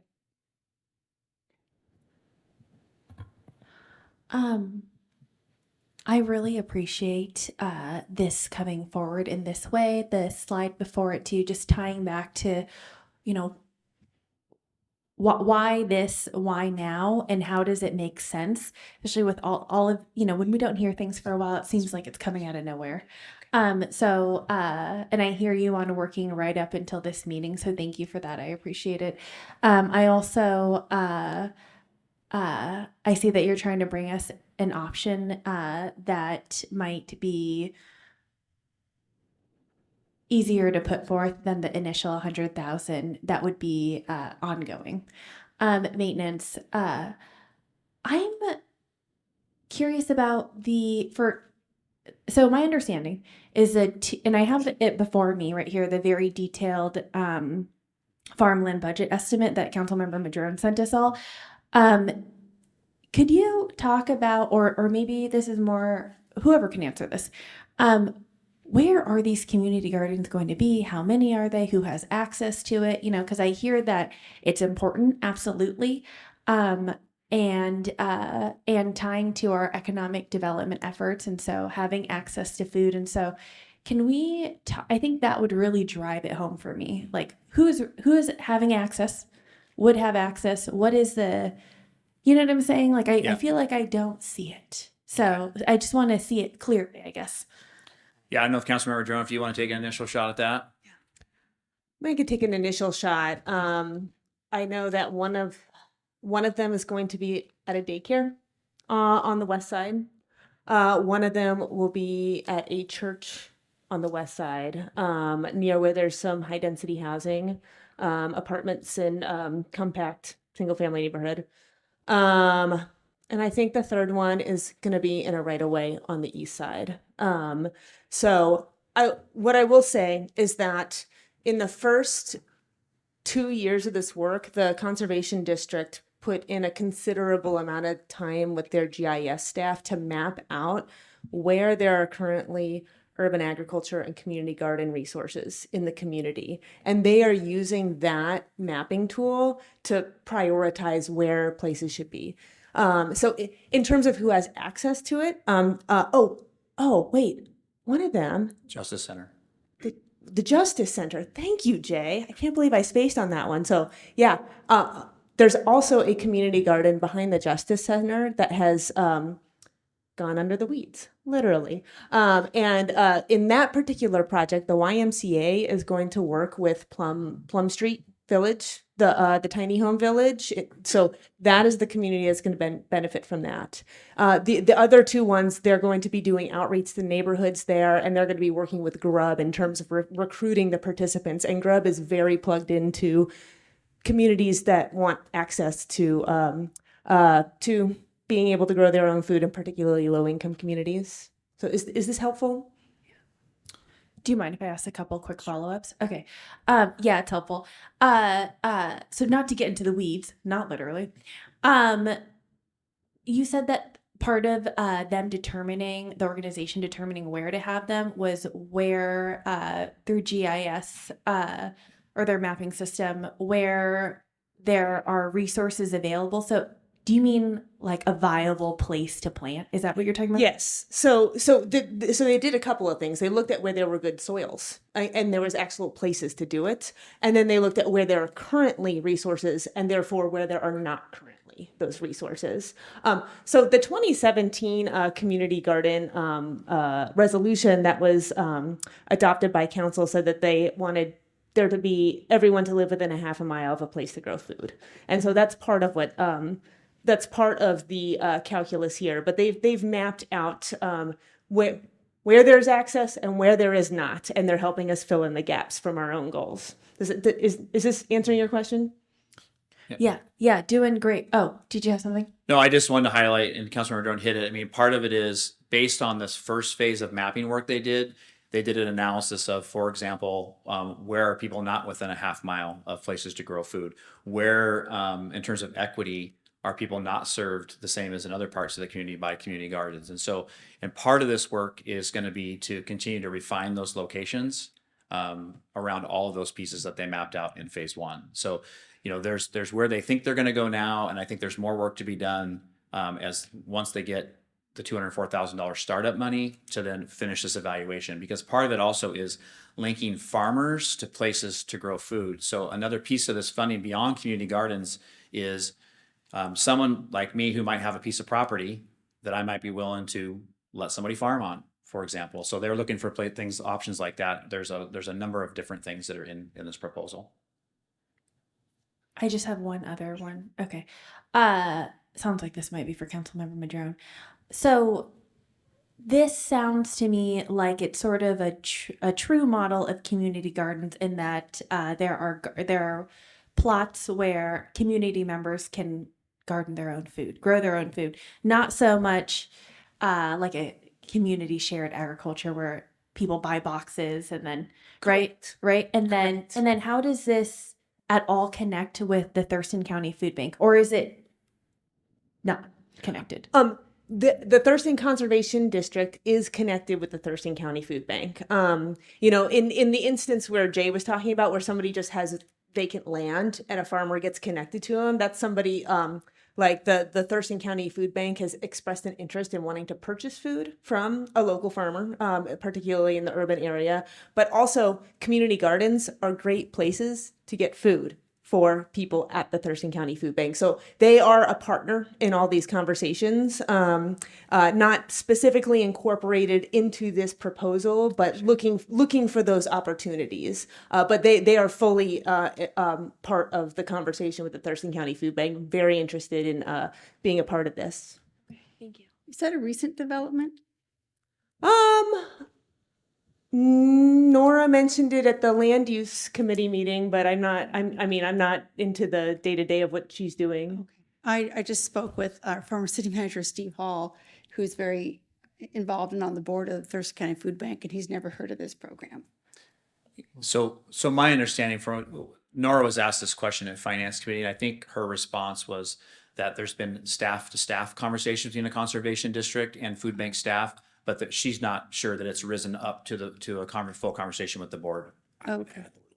Sure, Councilmember Cooper. And she also said it was in particularly with the staff person that was responsible for the Kiwanis volunteer project at the food bank. So that's where she's been working, which is, you know, probably not on Steve's radar every day. He's a Kiwanis a Kiwanis member who works in the community garden as well. So, and you know, I don't want to throw him under the bus here, but he didn't understand why there's already existing community garden program that's very, you know, robust, but also in need of resources to expand. They've got a network of how to, you know, take care of them and deliver the food. And I guess what I would like to see is a bigger picture of where the real gaps are. And I know there's existing programs that I think should be involved in this conversation. I know that there's talk about a upcoming food summit, or not summit, but a study session in the spring. Food security. Food security, thank you. Where all this can be looked at in a big picture with all the people at the table, including people like Aslan Mead, who is working with this agricultural park, I guess they're calling it, down in Tenino. I just think there's a bigger picture than what we can decide with this budget cycle, but that's just my opinion. So I've got Councilmember Payne. Did you have? I also, was I in the queue? I haven't come back to you, but I can. I'll just say that this represents 4 years of work of people who are very involved in local food systems, and there's a number of organizations involved. Actually, another work product that the group has created is creating a resource of all the organizations that are involved. There's no one silver bullet to address food security in our community, but this one has some really solid community experts working on it. And so there's been an extensive amount of work that has gone into this with people who are plugged into other folks who are doing that work. And I just want to highlight that our community showed that food security is a huge issue for people. 45% of tenants said they were struggling to purchase food. That number goes up to 57% for households that make less than $45,000. This is an urgent need in our community, and it's one that we've had in our goals as a city for many years, at least since the adoption of the last comprehensive plan, the resolution in 2017 that council did, and this is the first bit of action that has actually come out of the city around all of this. So if we're saying we're not going to take any action until we know it's the perfect action to take, then we're going to lose partners very quickly. And we have some very, very sharp people who really know what they're doing to move this body of work forward. And I just see this growing with more and more partners getting involved. So I'll just say that. I hear you. Councilmember Payne. Yes, thank you, Mayor. Yeah, I'm supportive of this proposal in theory. Councilmember Madrone, you just eloquently stated why. I think that when this body adopts a resolution and we say we're going to do something, that means we should do it. And granted, we all didn't necessarily vote for that. I wasn't here. But we need to take a look at the things that we said that we were going to do, just like we did with our reproductive rights, resolution.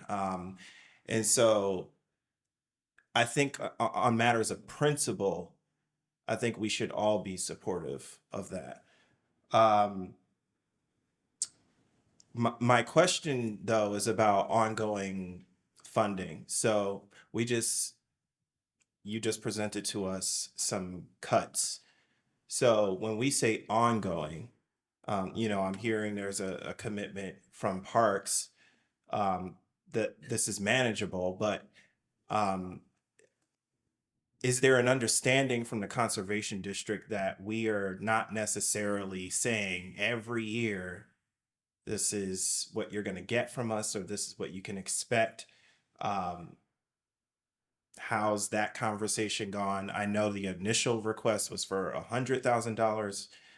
We see it at 50 now, and so I mean, the way inflation is going and the economy, I don't anticipate the ask getting lower. So I just want to have an understanding of what we can expect around that piece of it. Yeah, I mean, Nora with the Conservation District was at Finance Committee. I think she really heard the hard conversation that was had there around this. She understands our budget woes. She and I had another really good conversation today about budget woes and her trying to work this proposal in a way that could still mobilize community volunteers around this and connect people to this and reworking the budget. So I think she appreciates and knows the situation that we're in. I think they fully understand that we're making a commitment for the now, but just like any program or service that we offer as a city, budgets are hard year over year, and every program or service, including this one, will be subject to further conversations and further budgets by this council. And there may be a time we need to make tough decisions. So I think we've got a way to fund it now, and I think a way to fund it into 2025. And in the out years, I think it's up to future councils and future city managers in terms of what's available and what we can sustain over the long term. Councilmember Madrone, followed by Councilmember Partially. Yeah, I also for real quick, I want to thank Paul for like working really closely with Jay to figure out a solution for all of this. Again, this is general funds from parks, correct? So sheltered from, you know, the other impacts on the city budget. So I wanted to highlight that. And you know, another place where community gardens shows up is in our parks plan. And when you look at the needs assessment for parks for the last parks plan, and I'm not trying to say that something's more important than something else, but community gardens ranked above pickleball courts in terms of needs, spray grounds, rectangular ball fields. This ask is so small compared to what we're putting into other things. And this is something that folks have said that they need, and it's something that we can work on through our parks department. And so I just wanted to highlight that as well. Again, I think the other things are also very important for our community, but this was ranked higher in that park survey, and it's the ongoing cost. It's relatively minor considering the benefit that it'll give people. Councilmember Partially. Finance had a really robust conversation over this, and thank you for bringing this new information forward, because when we first had it, there was concern that the parks budget was not capable of that. I appreciate that. I've been pondering this ask for quite a while. I think, and I've spoken to you, the city manager, about what we probably need to do for council, because Land Use and Environment Committee has heard some of this. We need to schedule a serious work session, study session, where we bring forward the work that was done over the 4 years, that brings the ag park, and maybe even brings in Thurston County Food Bank and Aslan's group, and have a real conversation centered around Ole Strong and food security, so that the whole council knows going forward, if there's future funding asks in our budgets, that we're all on the same page. And I feel that might have helped with some of this. Maybe I'm wrong, but I really would strongly say we should have it before the end of the first quarter, if possible. And maybe after the agri-park feasibility study's done, and in around the year end. Sorry, Aaron, I do agree with Councilmember Madrone about that. Somewhere in and around the year end, so that if there is extra funds or directions we want to go as a council, we can start having that conversation. All right. So I just have a couple more things that are concerns for me. I know I will not be at that study session next spring or winter when you talk about this, the entirety of this whole program that you've been working on for 4 years. Mm-hmm. Yeah. So honestly, I've never heard of any of it until we got the proposal from the Thurston Conservation District, because we haven't been brought up to speed on it. It's all been kind of operating in a silo somewhere, apparently, because first time I heard about the agri-park feasibility study was at Arts Walk, and there was a booth there, and we're like, really, what's going on? So it's really hard for me to just be all in on it when I really am looking at the budget and all the cuts that we've asked everybody else to do, and it's not looking any brighter in the future as far as our sustainability of our budget. And to add a whole nother program, which has a big bow wave, that I'm not hearing the neighborhood groups, and my inbox isn't full of people going, we want a community garden.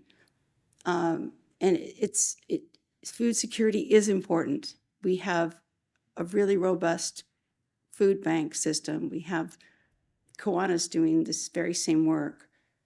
And the people that need it the most are, I feel, going to be too busy to actually be volunteering to get their own vegetables. And so you have to have a huge volunteer network that we're going to have to come up with. And I just don't I think it's really noble. I just don't know if this is the timing and the priority we need to be putting $250,000 in right now.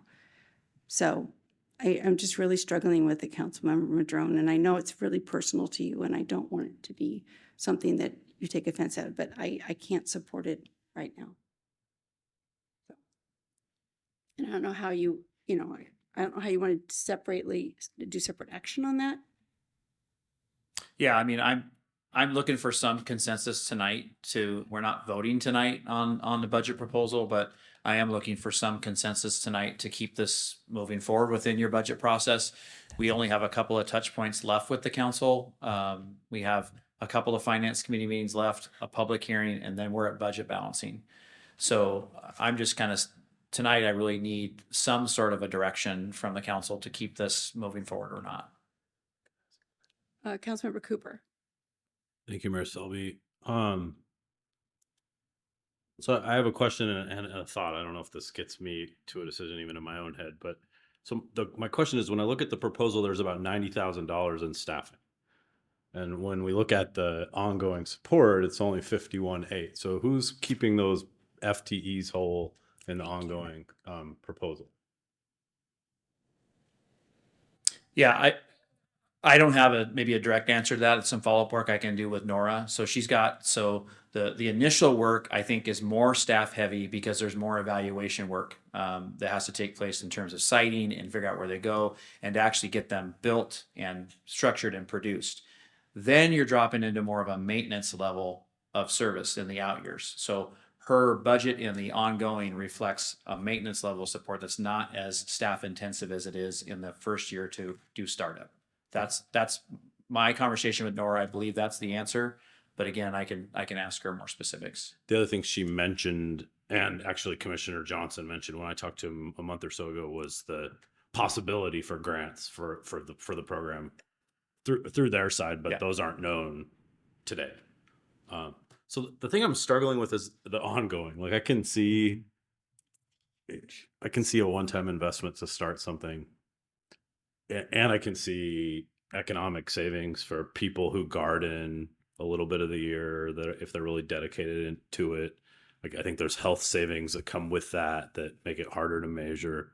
Every time I unpack this more, it gets a little bit harder to measure. And so in my mind, I'm just like, so how many years of $51,800 will it take before we can generate $51,800 in groceries? Because that's like in my mind somewhere, and maybe this is really, if we go forward, the work we do in year one is like, what are the performance measures for the program that show us that, and maybe it's always that we're working with underserved populations, and it will always need a subsidy, and it will never generate a dollar for dollar.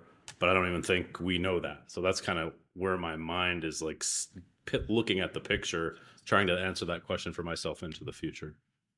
And I don't know if there is one. But. Yeah, that $52,000 a year, you could buy a lot of CSAs for a lot of needy families for that amount of money. Councilmember Payne, followed by Councilmember Madrone.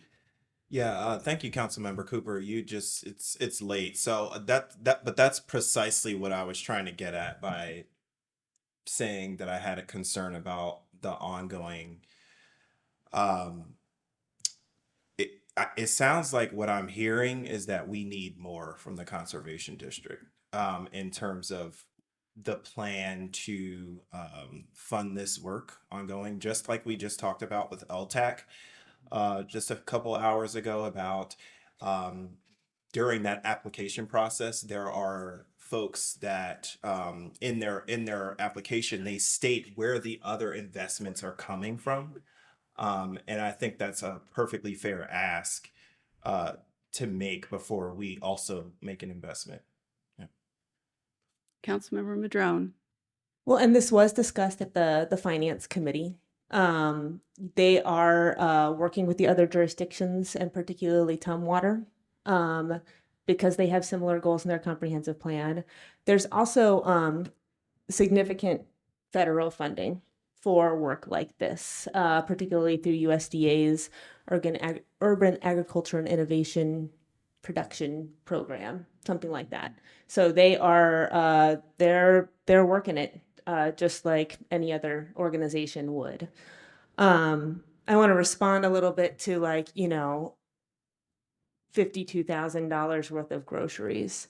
And that is a question, I guess, around the value of community gardens in general. And there are significant benefits that come with somebody being able to produce their own food that are immeasurable. Actually, and if we had a chance to talk to our own person within Parks, who does our community gardens program, you know, one of the things he shared with me are there are Vietnamese refugees that grow foods that are culturally relevant to them and help them feel like they're home. The ability to have that food sovereignty, to be able to choose what it is you eat rather than just being given something. That the ability to put your hands in the soil and feel connected to the earth, like that, there are so many benefits. If we're questioning whether or not $52,000 a year is worth it to have a community garden program, then we need to start scrubbing some goals from our comprehensive plan, from our parks plan. This is the cost to get it done, and I'm just so surprised we're having so much conversation over $52,000 a year within the parks budget. Yeah, I mean, this is the cost to get the work done. It's less expensive than if we were to do it ourselves as a city. We've got partners at the table ready to go who've been doing this work for a very long time, and they know the value that it brings. Yeah,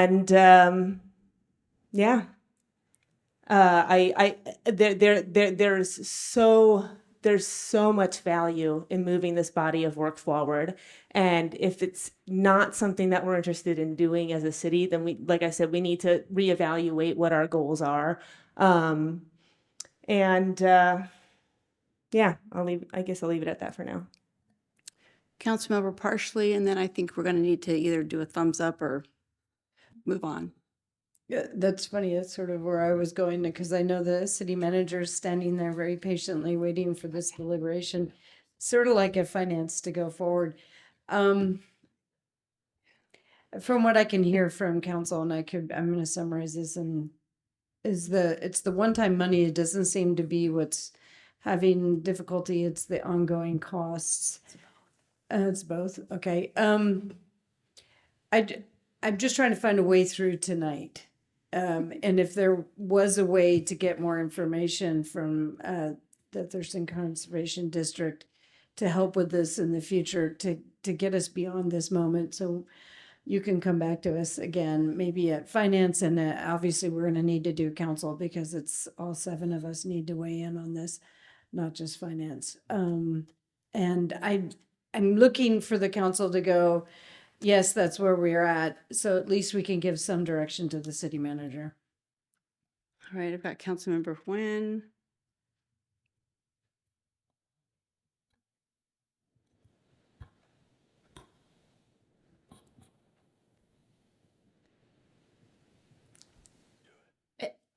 Thank you. I am sitting with, I know the hour is late. I know you need something from us, and it's tough because I would like more time to process it. I love the idea of community gardens. I benefit from other people that garden through the CSA. I would love to have the option to, don't have the time, but to put my hands in the soil to all the Councilmember Madrone, Vietnamese refugees. That one hits me. I am a product of such. Yeah, I know. It's like, yeah, we're gonna do a veggie quiz. So I really want, in a perfect world, we'd go there. I mean, like, it's almost like the youth council tonight, right? I mean, they're very different. But this is one of those things that I think that I don't think any council member has an issue with community gardens. I think it's the way that I think that it's the way that it was brought across, you know. Tonight, hearing hearing our city manager bring it from the last slide to this one, I think that's the most support, other than Councilmember Madrone, that I have heard about this. The most making meaningful connections back to the work, and it feels like one council member championing something that they really believe in, when in fact there are a lot of ways that it connects to our previous council work and the stated goals that we have, the resolution. I'll admit, I didn't realize there was ongoing costs. Initially I thought it was a one time. And then also, I understand that it was discussed at land use and then finance, and I think finance now twice. Is that correct? So for me, I'm surprised that it's not coming across as this is a recommendation from the finance committee, or not a recommendation. It just seems like we have one person that's really championing something, and it doesn't feel like that this is 4 years of work.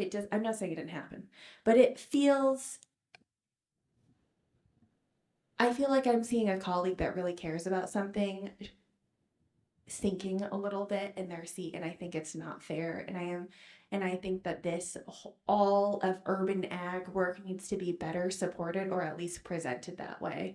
And I would love to meet this city staff member that has community garden experience or does that in parks. Like, that's the story I want to hear. I want to see the map up there so I don't have to ask on the night that we're doing a not voting but deliberation about where these gardens are going to be and who's going to have access to food. Like, it does not seem like this proposal is set up for success, and it's really disheartening to me. I don't tonight want to completely say no to this. I know that City Manager Bernie and Paul Simmons from Parks have been working hard on this tonight. This is a big effort from you. I know that it took something to make that 100,000 annual ongoing be what it is now. I don't want to see this die tonight. It just, I don't think that I don't think it was presented well. Yeah. And I don't think that's just Councilmember Madrone. I think as a whole, it could have been better communicated and brought forward as a stronger proposal. Well, can I just respond there? So I appreciate that, right? And I always, as I always do, own my part in things I bring before you. This one is a bit of a tougher one because it's really a timing issue. So there has been work that's occurring in land use, and there's work that's been occurring in the Parks Department, work that's been occurring on this that not all of it has made its way to completion. So the land use presentation, which included this body of work, I saw that presentation last month at last month's land use committee, where there's a recommendation to move this phase forward. The reason it's for you before you've seen that presentation is really because by the time that work wraps up and we're ready to get that to you, it's probably after the first of the year. At that point in time, you missed the growing season for 2024. So that's why this feels a bit and is a bit out of sequence in timing for you, is because all the rest of you haven't had a chance to see the results of all the other work. That is coming. Some of it, as Paul mentioned, right after the first of the year, and a lot of the land use stuff will come right after the first of the year. So that's why we're in this predicament. And you're right, Councilmember Madrone shouldn't be the one fighting for this by herself. I spent a considerable amount of time between the last time I brought this to you and this time digging into this to find the connection pieces, because I heard that from all of you. Where does this connect back to? What are all the pieces? And so I spent some time to do that work and brought it before you here tonight. So I apologize for the way this feels, but again, it's more of a timing issue in how this is brought forward than it is an intentionality to try to leave people in the dark around the proposal. All right, Councilmember Madrone. Yeah, I want to appreciate that from Councilmember Nguyen. Another place that this has stopped is the Planning Commission. The Planning Commission's been briefed on this stuff twice in the past couple of years. And I will say that like the work on this has been really, really hard. And I appreciate what you're saying, city manager, but there's also just been it hasn't landed with the right staff member also. And that's no offense to the staff who've been working on it, but it's landed in just not the right places with people who are very busy, or it's not their wheelhouse. And so like it also, even starting in 2017, when the resolution came through from council and no action came out of it, like there, it also just hasn't come to the right staff member to really bring it forward. And that's been another big challenge with this work. And now here we are at this place where this is really important work to move forward. It has long been in our goals. I'm just, we have partners at the table that are so ready to go. And I think we need to show that we're trustworthy partners to them as well. So, yeah. I'm not sure like how that sounded, like we're not trustworthy partners. We made no promises to them that we would be able to do this. So I just want to push back a little bit on the trustworthy part, and that there's not a staff member that championed it enough. If you kind of look at a pattern around this whole idea, starting in 2017, and then nobody kept picking it up, because there's not a huge outcry in our community that this happened. And especially community gardens are just so labor intensive. I mean, they're lovely to think about. And, Grub does a great job with putting gardens where people asked for them to be. We're going to be putting gardens where nobody's demanding that we do this. And so I just feel like, if you look at the pattern of this not catching traction, maybe there's a reason. So. Could I respond to that real quick? Yes. The community gardens that are part of this proposal have been requested. One of the challenges with community gardens, say, as opposed to rectangular ball fields and soccer players, if you don't have teams of people, you have individual households, and it's just harder. That like we currently have an underfunded program that has a wait list for the 2 community gardens that the city hosts. If we did any outreach beyond people just seeing that community gardens exist, there would be an enormous wait list for those. It showed up in our needs assessment for parks. Like I think, yeah, there is demand for this, and that there's a very strong need in the community. Okay. Well, I think we're going back in circles at this point. So I think we just probably need to put a bow on this conversation. And unless you have something. No, I just have to reiterate that my request of having a work session, if we'd all heard that, because I sat in when I could on some of these meetings that the Thurston Conservation District and Danny and staff did. The work is pretty impressive.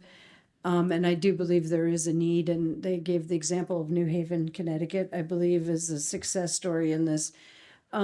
So I feel like the funding is coming before we've had a chance to chew on it, but there's good reasons why it's coming. I'm for it, but I'm also concerned about the budget and the ongoing and the conversation. So I don't know where to go from there, but I just want to reiterate, we really need to have that study session so we're all on the same page. All right, Councilmember Nguyen, followed by Councilmember Madrone. Thank you. That is a compelling commercial for the food security study session. So I'm looking forward to that too. I think you need something from us, right? On this. I do. Yeah. So I have a couple ideas. I don't know how they're going to land, but please tell me what you need from us before I start pitching things. Well, I either need a city manager, your proposal that you've proposed to us works and you can move forward with that, or some alternative proposal of maybe it might be additional work you'd like me to do in with the conservation district staff, more vetting of it, and specifics around that. So that's kind of what I'm looking for. So it's either we want to keep it moving or to a yes, or it needs more work and here's what that work is. So I can bring it back to you. Okay. I'm just gonna throw out a couple ideas. So, okay. Trying to take myself a little bit out of this conversation. There is, well, that did actually make sense. So, so I hear that there's mobilized volunteers, that, this jives with our long-term goals, and there's many areas where it says that. This is not new. It just feels like it because of the growing season. Oh, I guess it's another thing. There's a growing season. There is needs for food security in our community. And then I also hear that initial costs not holding up as many folks, and then the annual ongoing one is where folks are kind of hitting the brakes. So, I try to come from a place of abundance. And I always think there's a way to get to yes. But what if that yes looks different? So is there a way that we can use some semblance of that 200, maybe not that much, maybe not as much if it's not needed, with this idea. But can we find something where can we go back to the conservation district and say, hey, if not this now, this time around to be maybe considered next year, can we do something that is that would make sense and still be able to come from the economic development reserves that gets to that food security, that that also makes good use of those volunteers, even if they're not creating community gardens? Like, what does that look like? What could you need from that? And it could be maybe a portion of making this work later on. It could also be, we threw around CSA boxes, which is not the same as growing your own food, but maybe it's something where community members in those same communities, those same neighborhoods can still benefit and have food plentiful, maybe, and have some sort of experience. I want to say, hey, let's put some money into this. I'm not sure about the annual ongoing. Let's go back to the conservation district and see what can happen. And I really feel like something creative can happen here. And then pick this conversation up again. Just a thought. Oh, no. Okay. Can I ask just real quick, is the 51.8 required next year, or is that a 2025? 2025. So what you need for 2024 is the 203 out of economic development reserves. The 51.8 starts in 2025. Can we park this like the fire trucks?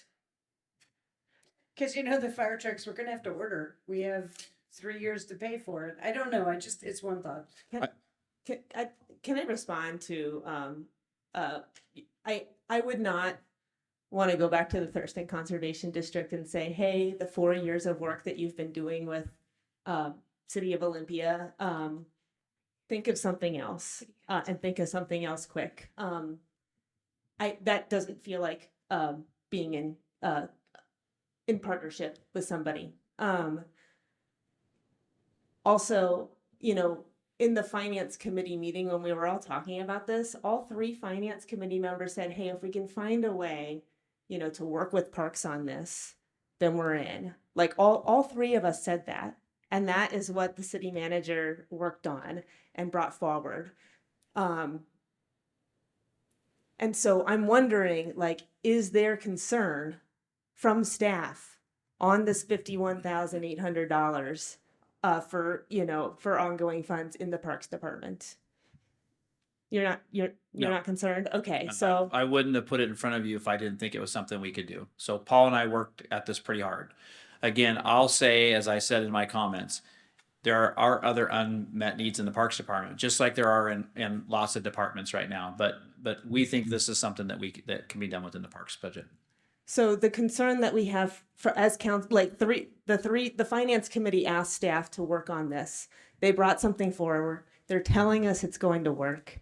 But Councilmember Madrone, I thought finance did not make a recommendation to us. I think actually of us on finance said if it can go into parks, then we think it'll work. Councilmember Cooper? Thank you, Marcelby. I did say that, and I believe that's a right depiction of the meeting, though I did not at that time remember that we had invested in the ag park feasibility study. And so for me right now, that competition is only impacting the ongoing cost. But honestly, I don't feel like $51,800 is enough money that we have to decide right now if we're doing ongoing costs. To be totally honest, like a lot can happen in a year. If there's boatloads of federal money out there, then we should have it on our plate by the time we're doing budget next year anyway, right? And so, frankly, the time spent on this is approaching ridiculousness. And 203 to me. So to spend 10% of our economic development reserve to start this project, set some deliverables, and then reevaluate and look at priorities when we do our the study session panel. I can go ahead. And it would be paid back at year end? I'm just really struggling with what the other food security needs are. Thank you. In my mind right now. And so, but at least saying that, I mean, to me, I'm willing to go forward with that, with the initial startup at the moment, without talking about or committing to ongoing costs. And then it would be paid back at year end into the economic development account? In my opinion, that would be only after we have a conversation about what our reserve level should be for the budget stabilization reserve. And honestly, my opinion is that it should be slightly lower than we have it set at right now. So I'm okay with that conversation in that order. All right. So I think Councilmember Wen? I'll make it quick. Councilmember Madrone,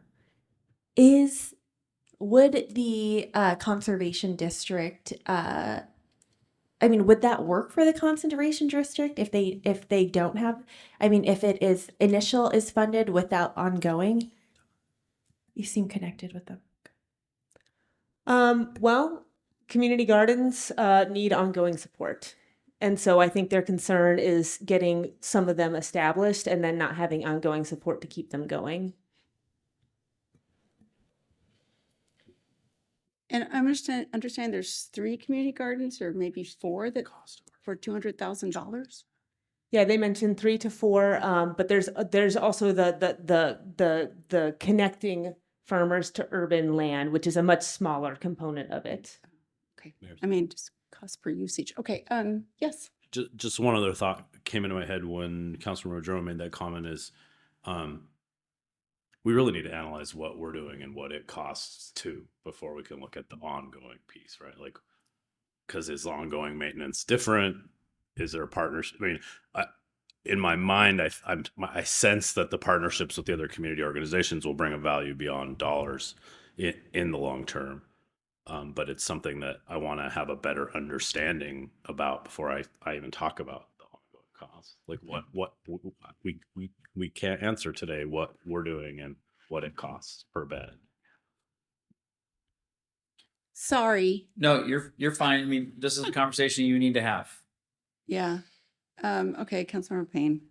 Yeah, I'm just, thinking about just listening to everybody, and I think it's pretty clear that if we can't get to a yes that we feel good about, then that probably means that we shouldn't be doing it. But I want to make sure that whatever we're tasking staff with, that we're not tasking you with it to avoid not having a unanimous vote. And That's a good point. It's fair. It's okay to have a difference of what we think should happen and just make a decision. And so I feel ready to do that. I appreciate, maybe doing, the initial cost or startup. But frankly, I think I'm just a little bit spent on this conversation, and I feel like we're not really getting anywhere, and so I think we should probably table it for now. Yeah, and that's all I have to say on that. All right. I think we're going to table the conversation for now. Sorry.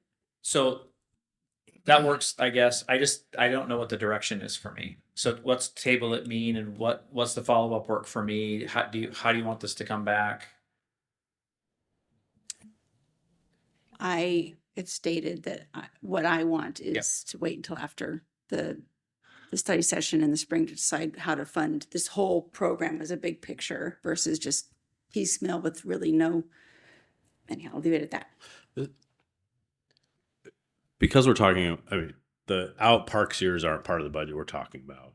And because we're talking about economic development, it doesn't really have to be a part of the budget process. Like any other business, we could have a proposal and a motion. It's true. So thank you for that. So the other option is, so you could kick the can down the road. You could allocate the $200,000, which is this year's budget request, and then schedule some time for the ongoing discussion to happen at a later date, right? Where we can dig in some more of the questions that you have with the Conservation District. Bring this back. We're going to come back with other components of this, and we can weave that into those conversations so that you can make this 51,008 ongoing part of another conversation that you're going to have, but we can get this thing moving with this year's money. That's a in-between proposal. Can you say that again?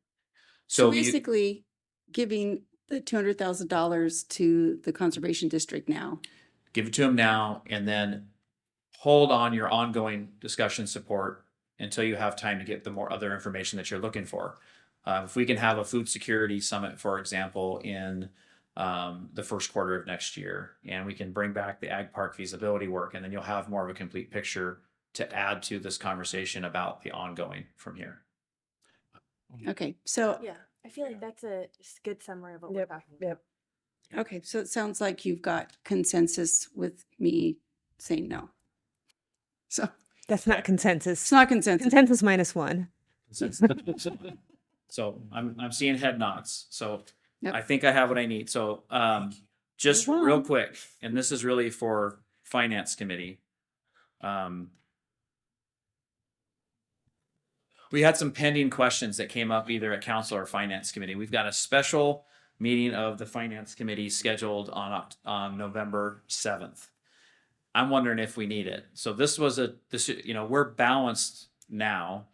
I didn't hear outside of the council goal money concern, but I think that was addressed and that we're using it one time this year, and then we'll reevaluate council goal money going back to its level in 2025. Outside of that, I didn't hear any concerns with the reductions anywhere else. So we may not need the special Finance Committee on November 7th. We got one more Finance Committee on the 14th after the public hearing. Thank you, Mayor Selby. I just want to point out, Jay, we talked about one other thing that hasn't come up tonight, and it just popped into my head was the home share program from Senior Services. And so at Finance, we talked about Darian Lightfoot's program having contingency built into it, but there was some grant moving parts, and she couldn't say yet whether it could fit into that contingency. Do we know that yet? Yeah, we're gonna fit it in. Okay. So to me, then that's the last things on the list in my tracking. Yeah, thanks. So I'm thinking we don't need the special Finance Committee meeting. We have one more Finance Committee before balancing, which will happen right after your public hearing on November 14th. So if other things come up or we have any last minute adjustments, we can do them there. And then I'll be back for final budget balancing on November 21st. But I think I have what I need to present you a balanced budget that you can act on the 21st. Okay, so that's a question for finance. Yeah, I see some head nods in finance, so I'm assuming we can. I think if I remember correctly, and Aaron can correct me, at an agenda setting that we mainly put this on the books because we weren't 100% sure that we were going to get to a balanced budget and that we'd need the finance committee. So I would be okay with not having it. I don't know how the finance committee and the council feels. Do you want Yeah. us to have a meeting for having a meeting? Yeah. Okay. All right, so no finance committee on November 7th? So this will next be before you as a public hearing on the 14th. Yep. Then there'll be one final finance committee just to cover anything that might come up at the public hearing that you might hear, any final thoughts. And then I'll be back on the 21st, final budget balancing night.